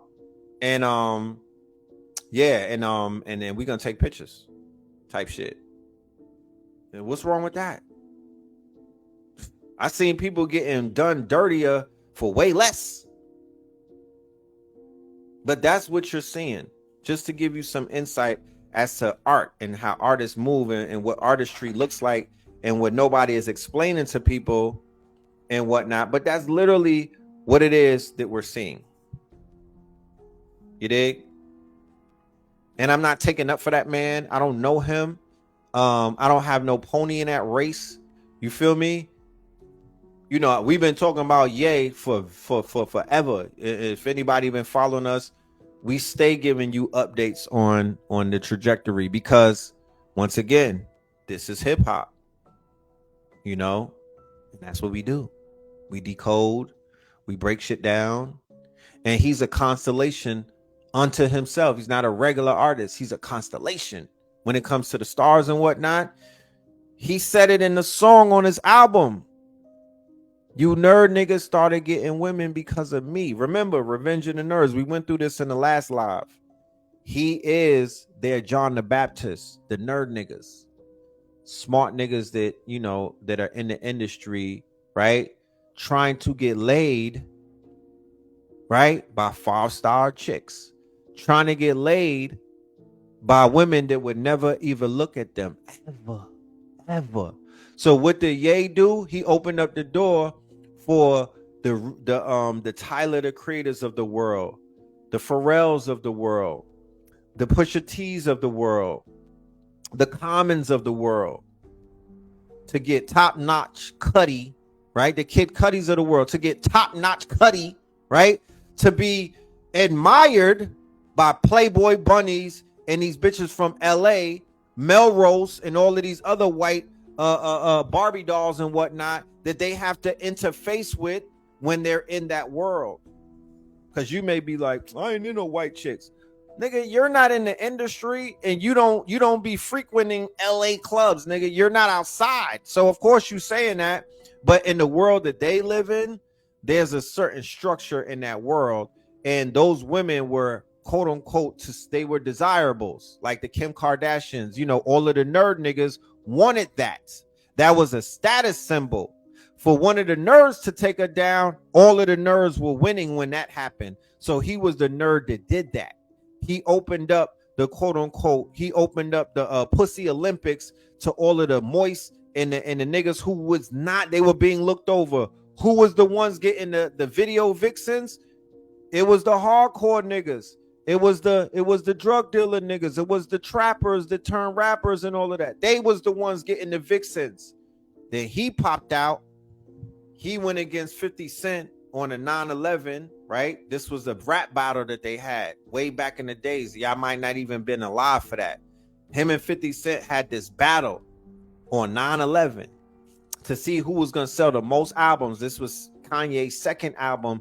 This was the album where he did La La La La, didn't I get my money, right? And No One Man Should Have All That Power, all of them songs. And he bodied that nigga. He bodied 50 Cent. So by bodying 50 Cent, he basically was like the one. He was the favorite now. He when he won that war, all of the bird ass blurred niggas, they won the war too. They won the war too. Okay. So whatever the war that I'm talking about is just the war from gangster rap to skateboard rap or backpack rap. Skinny jeans won. You damn right. Skinny jeans won. So after that, Lil Wayne pops up with the skinny jeans. Lil Wayne pops up on a skateboard. Lil Wayne acquiesces. Right? Niggas start wearing the baggy clothes. They phase out the baggy clothes. They start wearing the fucking pastels and the pink polos and whatnot. They start putting on the designer. They mixing designer with regular street shit. Everything shifted over the years after that. Kanye won. And by him winning, what's the prize in war? What is the prize in war? Because that's what it's always about. The prize in war is the booty, right? So now you go from the black girl, Aisha, his fiance. He's like, nah, I done leveled up. I'm fucking with the starlets now. I gotta fuck with the starlets because that was the big that's also designer. That's also designer. So if I'm wearing designer from Milan, if I'm wearing all of this European, then guess what else I'm wearing? I'm wearing her too. You feel me? I'm wearing out her too. I'm wearing a European on my arm. So I'm not co-signing it. I'm not even co-signing. I'm just giving you the skinny as to how that shit unfolded and whatnot. Is that a form of selling out? No. The fuck? You think everybody is out here trying to be Kumbaya, Black Panther, Hotepish? That's not selling out. These backpack niggas is getting their dick sucked by white girls. I don't mean to break it down to you and whatnot, but no, nigga, selling out for who? Once again, your perspective is not the industry's perspective in 2004, because this wouldn't happen 2007, 2008, 2009. Nah, they're skeeting white girls. Like, what the fuck? Are you serious? Are you dumb? You know what I'm talking about? Are you fucking dumb? Like, are you fucking dumb? Do you know what's happening? Like, do you go outside? That shit only flies in this little circle right here, this Umar shit. That's not how they moving outside of this shit, bro. They're knocking white bitches down like it's going out of style. That's like if they wearing designer, they knocking white girls down. That's designer. That's designer. You didn't know that? I gotta tell you that, bro. Like, you didn't know that. You didn't fucking know that. Like, that's designer pussy, designer box. I don't mean to sound vulgar. Designer box. That's what they on. I ain't doing that, but that's what they on. So when he popped up, he had Amber Rose, right? A stripper who was a muse. The girl did not talk until they broke up. You didn't hear a word from her. She was just a fucking mannequin, a bald-headed chick with a rack and a fatty. And dudes was like, where did that come from? I never seen nothing like that. And she was bald-headed. That was his muse. He dressed her up. He would play house with her. He got her lit. You feel me? He got her lit. You know what I mean? He tried to sit next to Jay-Z and Beyonce with this ratchet. And they damn near threw up on her. Like, ugh, this is trash. Right? So he knew, all right, this nigga Jay is fucking with this country ass chick, Beyonce, this little cowboy ass chick. I need to level it up. You know what I mean? Because I see that he's piping her up. He piping her up. He got her. You know what I'm talking about? He done pulled her away from motherfucking Destiny Child. That nigga's piping her up. You know what I mean? The weaves is getting a little more expensive and shit like that. So he was like, I need to level up because Big Bro is leveling up with fucking Beyonce. And then he went and found Kim Kardashian, who was he was dealing with her years before that. Nobody talks about that. He was fucking with her when he first got to New York, and she was living in Jersey. But anyway, he gets back with her. They get together. So that's a win for Kid Cudi. That's a win for all of the backpack niggas who, remember, they're still establishing them. This is not Dead Prez anymore. This is not the Dead Prez conscious backpack. Kanye West is the liaison that breaks that whole thing. He's more closer to Jay-Z. He's more closer to the nigga side of things than he is pledging allegiance to the backpacker. Go back to Africa. We don't fuck white girls. He left them niggas alone, and he moved more closer into the industry, where you see it in the documentary Genius that was on Netflix about Ye, when he was dressed up like Michael Jackson. He had the glove on and he was stunting on the cameraman like he didn't even remember his name. That's the Hollywood era where he was all, you know, wrapped up with the white girls and the white girl. You know, that's when the cocaine comes in. You understand? The white girls bring the coke. You know what I'm talking about? The white girl, Christina Aguilera, brings Christina Aguilera with her. You're going to rock with the pink toes. You're going to hit a line or two, my nigga. Or you're going to take some methamphetamines or something. They bring in some type of vice to the table because they represent the quote unquote, you know, that's, you know, that is the fall off. That is the, you know what I mean? That's the sellout in a sense, right? But not in their minds. For the ones who are able to go into the industry and maintain their consciousness or maintain their knowledge of self, you know, once you cross that line, that's a threshold that you might not come back from, because that's the incubus, that's the succubus, that's witchery, that's spirit cooking, that's all of that shit. That's vices, that's menage. You might get moist and whatnot, fucking with them. They might peg your ass. That's the white girl. That's heavy drugs. That's what you're gonna get into. That's the slippery slope that these niggas slide down from, and they're never the same after that. Think about it. They're never. Name me one of them who laid up with a Becky and came out stronger. You can't name one. You can't name one. But like I said, if they are obsessed and infatuated with Italian and French designer, then that is also that comes with the women too. It don't stop with popping tags, nigga. So you in Paris at the Paris fashion show popping tags, and you around all of these goddamn recessives and whatnot. You know what I mean?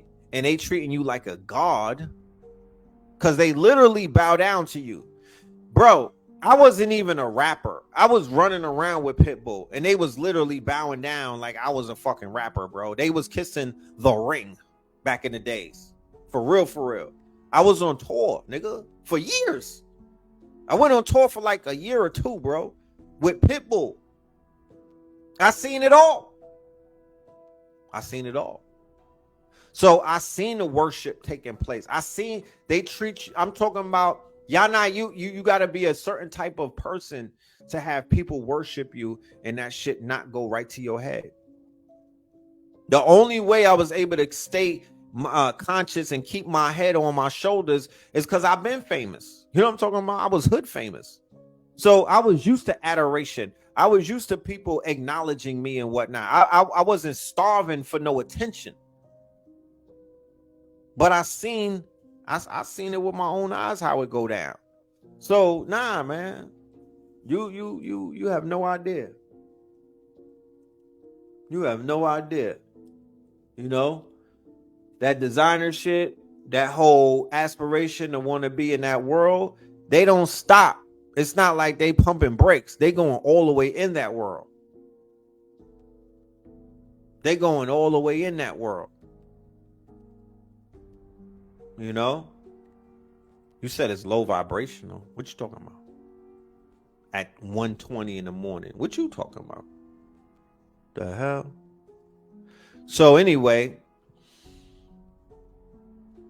the Yeezy shit or the Ye shit, you know, as an artist, the fact that he was able to bounce back and get a #1, the fact that he was able to sell his merch, the fact that he was able to persevere when people try to cancel him, the fact that he's able to put his little daughter on an album and help, you know, get her lit and whatnot. Was I doing coke? Nigga, the fuck? Do I look like I ever did coke, you retard? Nigga, I wasn't doing no fucking coke. I don't even think Pitbull was doing coke. He was just fucking a lot of chicks, though. You know what I'm talking about? They was running through a lot of chicks. I tell you that much. But nah, they don't deal with no drugs like that. Pitbull is a clean. I don't even think the brother smoked weed like that. You know? That was the era of ecstasy, though. Ecstasy was out. I wasn't on no ecstasy. I wasn't fucking with no pills like that. To be honest with you, I wasn't even smoking like that back in those days. You dig? We was just drinking a lot of Tito's. Will I upload this to Patreon? Yeah, I think so. You know? Yeah, Perp is my peoples. Perp was the security. That's my guy. Big Teach was the one that brought me into the operation. Me and Big Teach go all the way back to high school. That was his manager. You know what I mean? So Perp was there. My nigga Space was there. Teach was there. And his right-hand man that I don't see anymore. What's my nigga name? I done forgot this nigga name. What was Pitbull's right-hand man? He was everywhere with this nigga. I don't even see him no more, so it just goes to show. But yeah, it was an interesting time. And right after that was like 2003, 2004. Right after that, in 2005, I'm on 125th Street, standing out there with niggas with a bullhorn, talking about Black Power, fight the power. Some days I was like, what the fuck am I doing here? I'm wilding. You talk about sniffing coke, nigga. I thought I was smoking crack some days when I realized what the fuck I was doing. Standing on 125th Street selling t-shirts, nigga. Selling t-shirts. Niggas thought I lost my mind. Niggas thought I really lost my mind, bro. I was the laughing stock of a bunch of people for a long time. Like, look at this nigga. Niggas was really upset with me. For real. Y'all don't understand. Y'all have no idea, because y'all probably never go through no shit like that.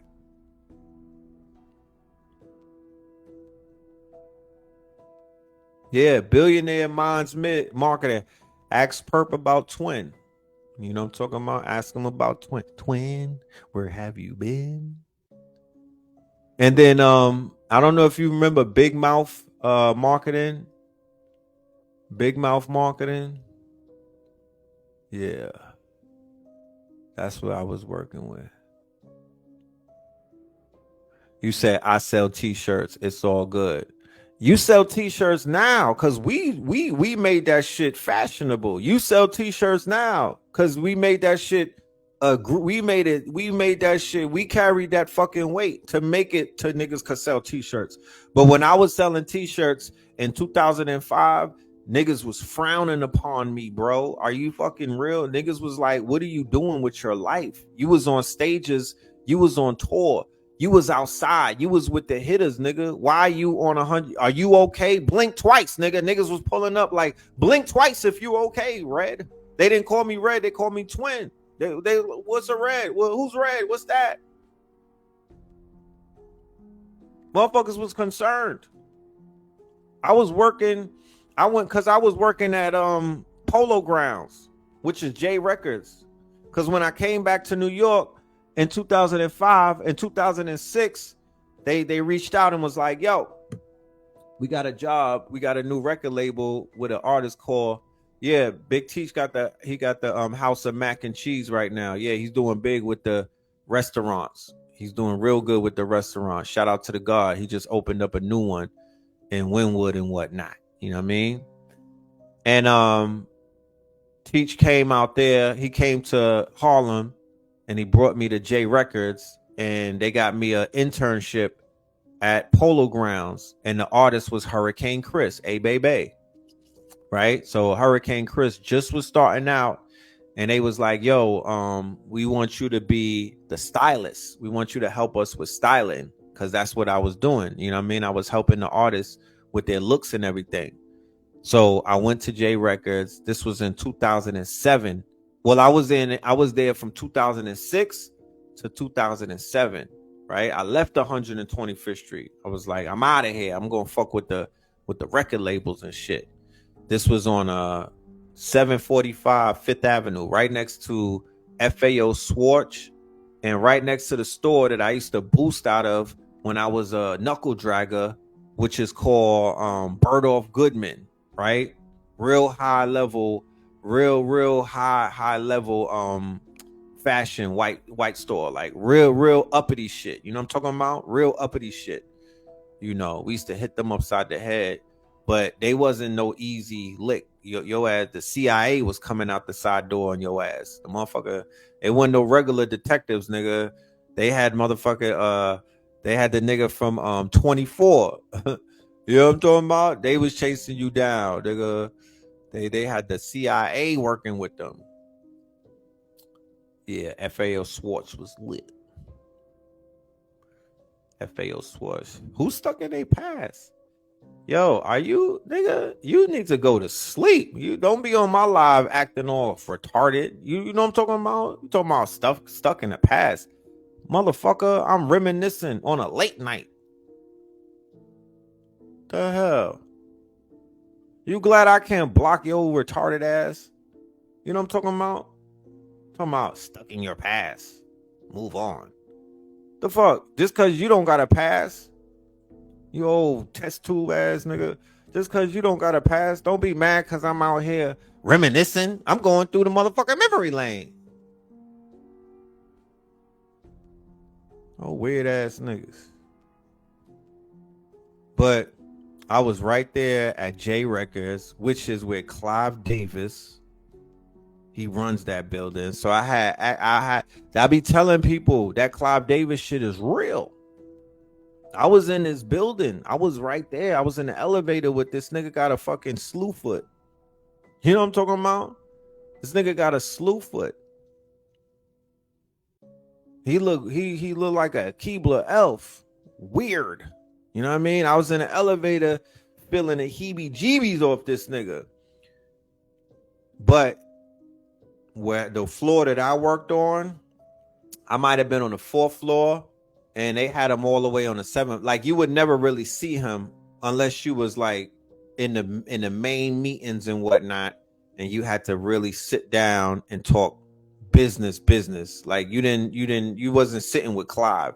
They had all of their minions and whatnot that worked and whatnot. But I had a good time there. You feel me? I had a good time there. The day that my son was born, which was November 7th, I never went back because I said, you know, I can't go back to no fucking internship, and I got a new child here. You know what I mean? I was there too long. I overstayed my welcome. I was there too long to be honest with you. I was there too long. I was just hanging around and shit. So I took my ass back to 125th Street and got back on the conscious shit and got back to selling fucking t-shirts and, DVDs and stupid shit like that. You know? So it's a journey.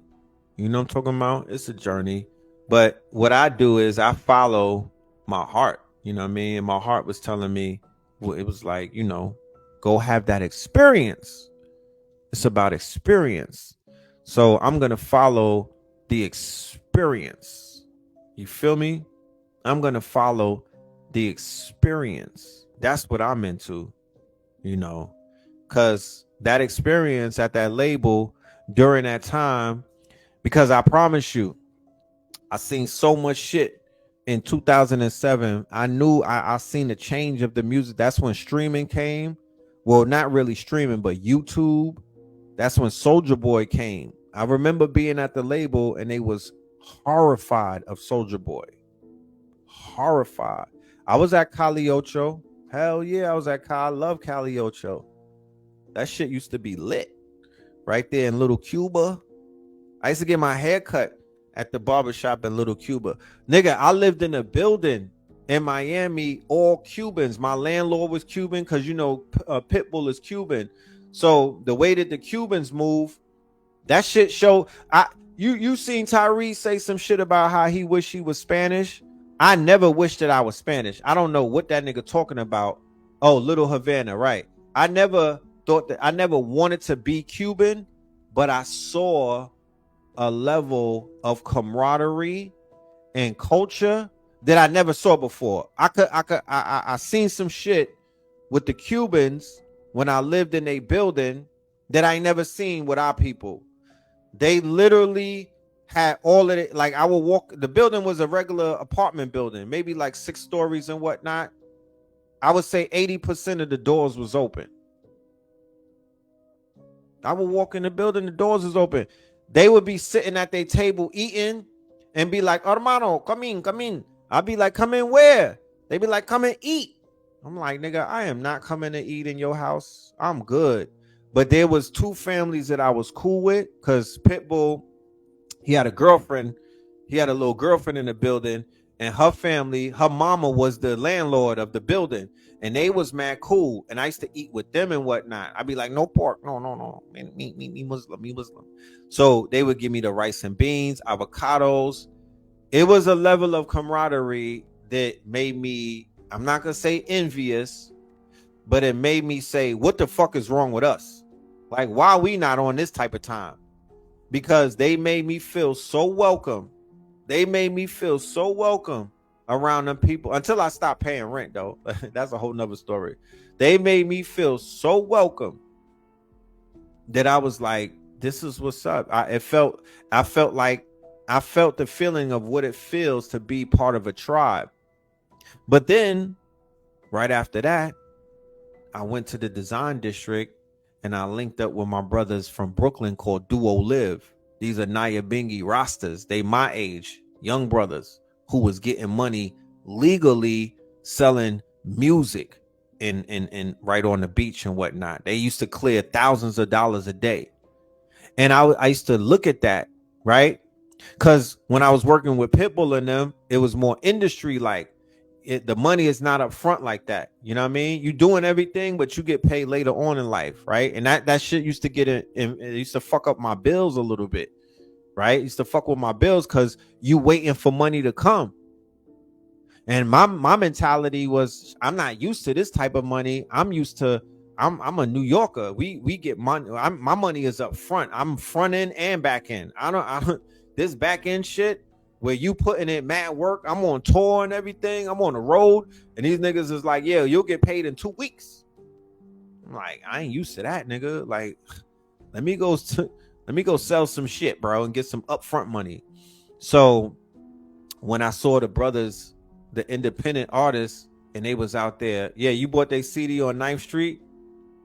Right. They used to sell right there in the Village, right? Near the basketball courts. And there was Fat Beats. Remember Fat Beats? By the hot dog spot and right there in Papayas, right there in the Village. You know what I'm talking about? Yeah, the CD, them niggas had bars. Yeah. Shout out to Sid. Shout out to Free. They was doing a thing, bro. So we lived in a whole mansion right in the design district. We live in a whole mansion. Nigga used to come on a balcony with the robe on and whatnot, like I was Montana. You feel me? But they put me on to a lot of things like ITAL food. I was able to study Selassie more deeper. I got to understand a lot more about the Nyabingi Rasta because I lived with them. It was 9 of us, and we lived in a mansion. You know what I mean? And we had fun every night. You know what I'm talking about? Because one thing about South Beach, South Beach is a transient space, so everybody's passing through. Everybody's from somewhere else. And for some reason, girls like niggas with locks. They love them some Rastas. So, the shit was like an assembly line. You know what I'm talking about? And then I met my son's mother at the magic show. And then, that put a cap on my horror. That took me out of my whole phase. I was in my whole phase for real. And she took me up out of my whole phase. And she made me an honest man. And then I came to New York in 2005, and I ain't never left there after that. You know what I'm saying? And all of that'll be in my Tubi movie. I'm gonna have Usher Raymond play me. You know what I'm talking about? That's we still in negotiation, but all of that will be in my Tubi miniseries. You dig? Coming very soon, starring Usher Raymond as Red Pill. He's gonna kill it. I'm sure he will. Shit like that. But yeah, man. One more again. If you're gonna be in Atlanta in 2 weeks, or if you're going to be, because we're gonna do it online too, right? If you're gonna be online with us, if you want to tap in via Zoom on a live stream, just type love in the chat and you'll get a DM and we'll be able to hit you up. We'll be able to, these are the third eyes. I suck right now because I want to give you the sister's IG page. And if she's watching, sis, I really apologize. I want to give you the respect that you deserve and plug you in and get these people to get these specs that I'm wearing. Y'all gotta inbox me because I don't have her name in front of me. I apologize. I don't have her name in front of me. But if you inbox me, I'll give you her name. Just inbox me and say the glasses. And I didn't get them from Nicholas. She in Atlanta. I got them from the New Black Wall Street when I was hosting the thing with Umar of it last week and whatnot. Yeah, the sister. She was at Melanin Mondays as a vendor. She was just at Melanin Mondays. She got some fire pairs of these, and she got them with the lenses and all of that. You see the ball? This is an agate. It shit is spinning. Shit lit right here. But yeah. How did I run into Bobby Hemmett? I told you, on 125th Street. I went to 100. I was visiting Harlem in 2000. I came to visit. You know what? I had all my shit in Miami. I was still living in Miami. You know what I'm talking about? I came to visit. Blue gave me a SOS call. I had to run to New York. I flew out there on a red-eye flight, and I never left.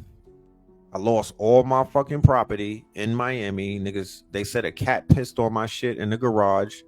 I lost all my shit, clothes, paperwork, DVDs, all of my possessions. I mean, when you a nomad like myself, you lose a lot of shit.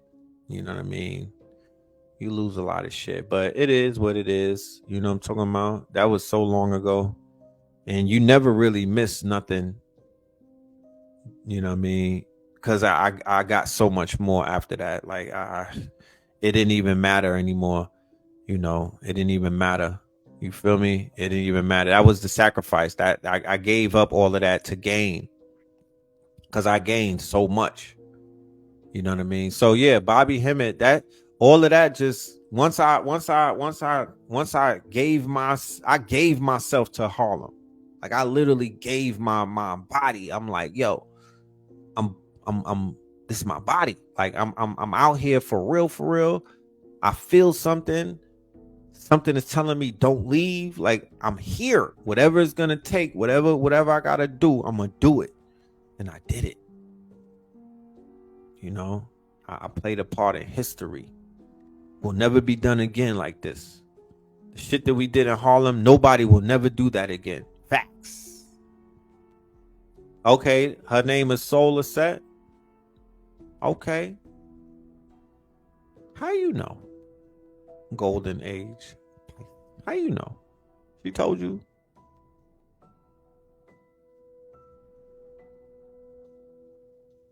So yeah, you know, Harlem, that was one of the best moves that I made. So I'm pleasantly pleased. I hope all of y'all had a lovely day. I hope that y'all felt loved. I hope somebody told you that they love you, even though I don't fuck with Valentine's Day like that.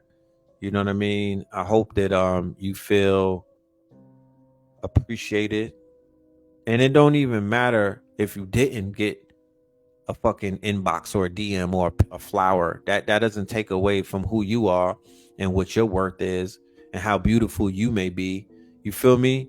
And the fact that you are loved. Don't let no one day determine or distinguish that. You know what I mean? Especially no made up fucking day like this.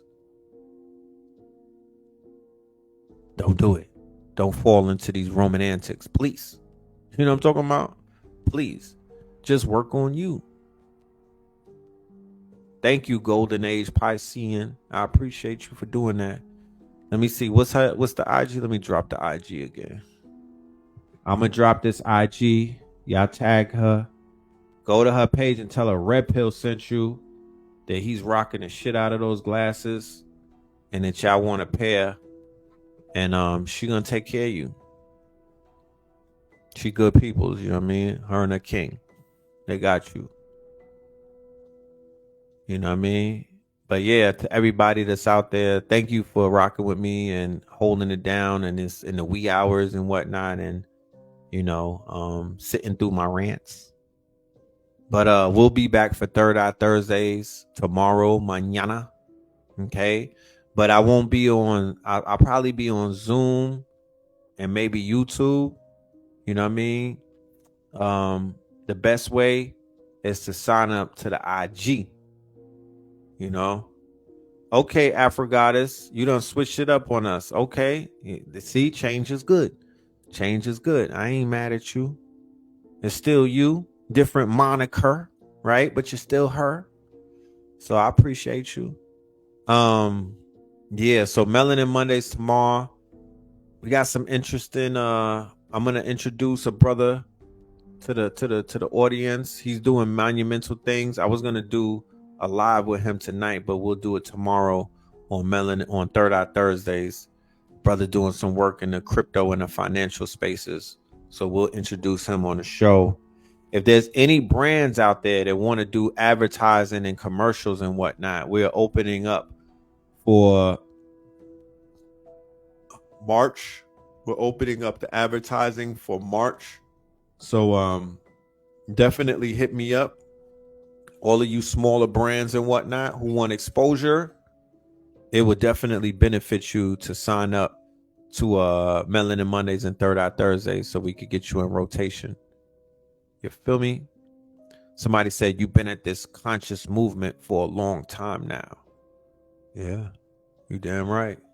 You know, I think in 2025 it's gonna make 20 years that I was on the front lines of this shit. Not just because I've been rocking with it for more than that. I was in the audience like you. You know what I'm saying? Like I was in the audience like you, but something told me to get the fuck out there and get on the floor. And that's what I'm telling y'all.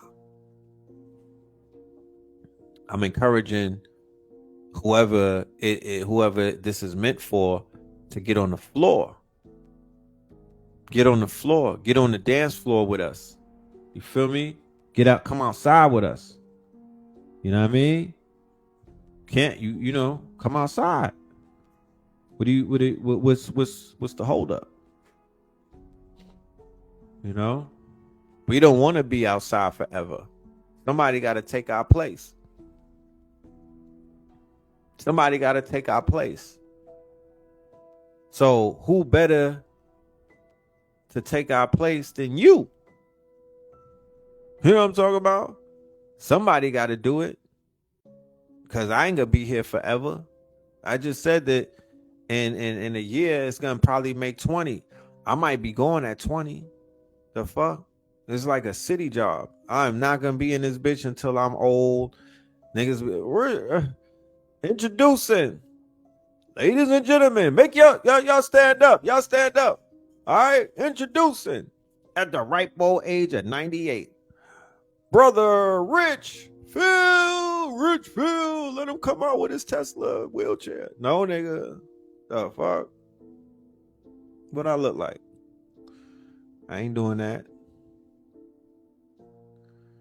You said them TikTok conscious youngins be cooking. Yeah, them TikTok niggas definitely be whipping up some. They be whipping it up. You know? They be whipping it up.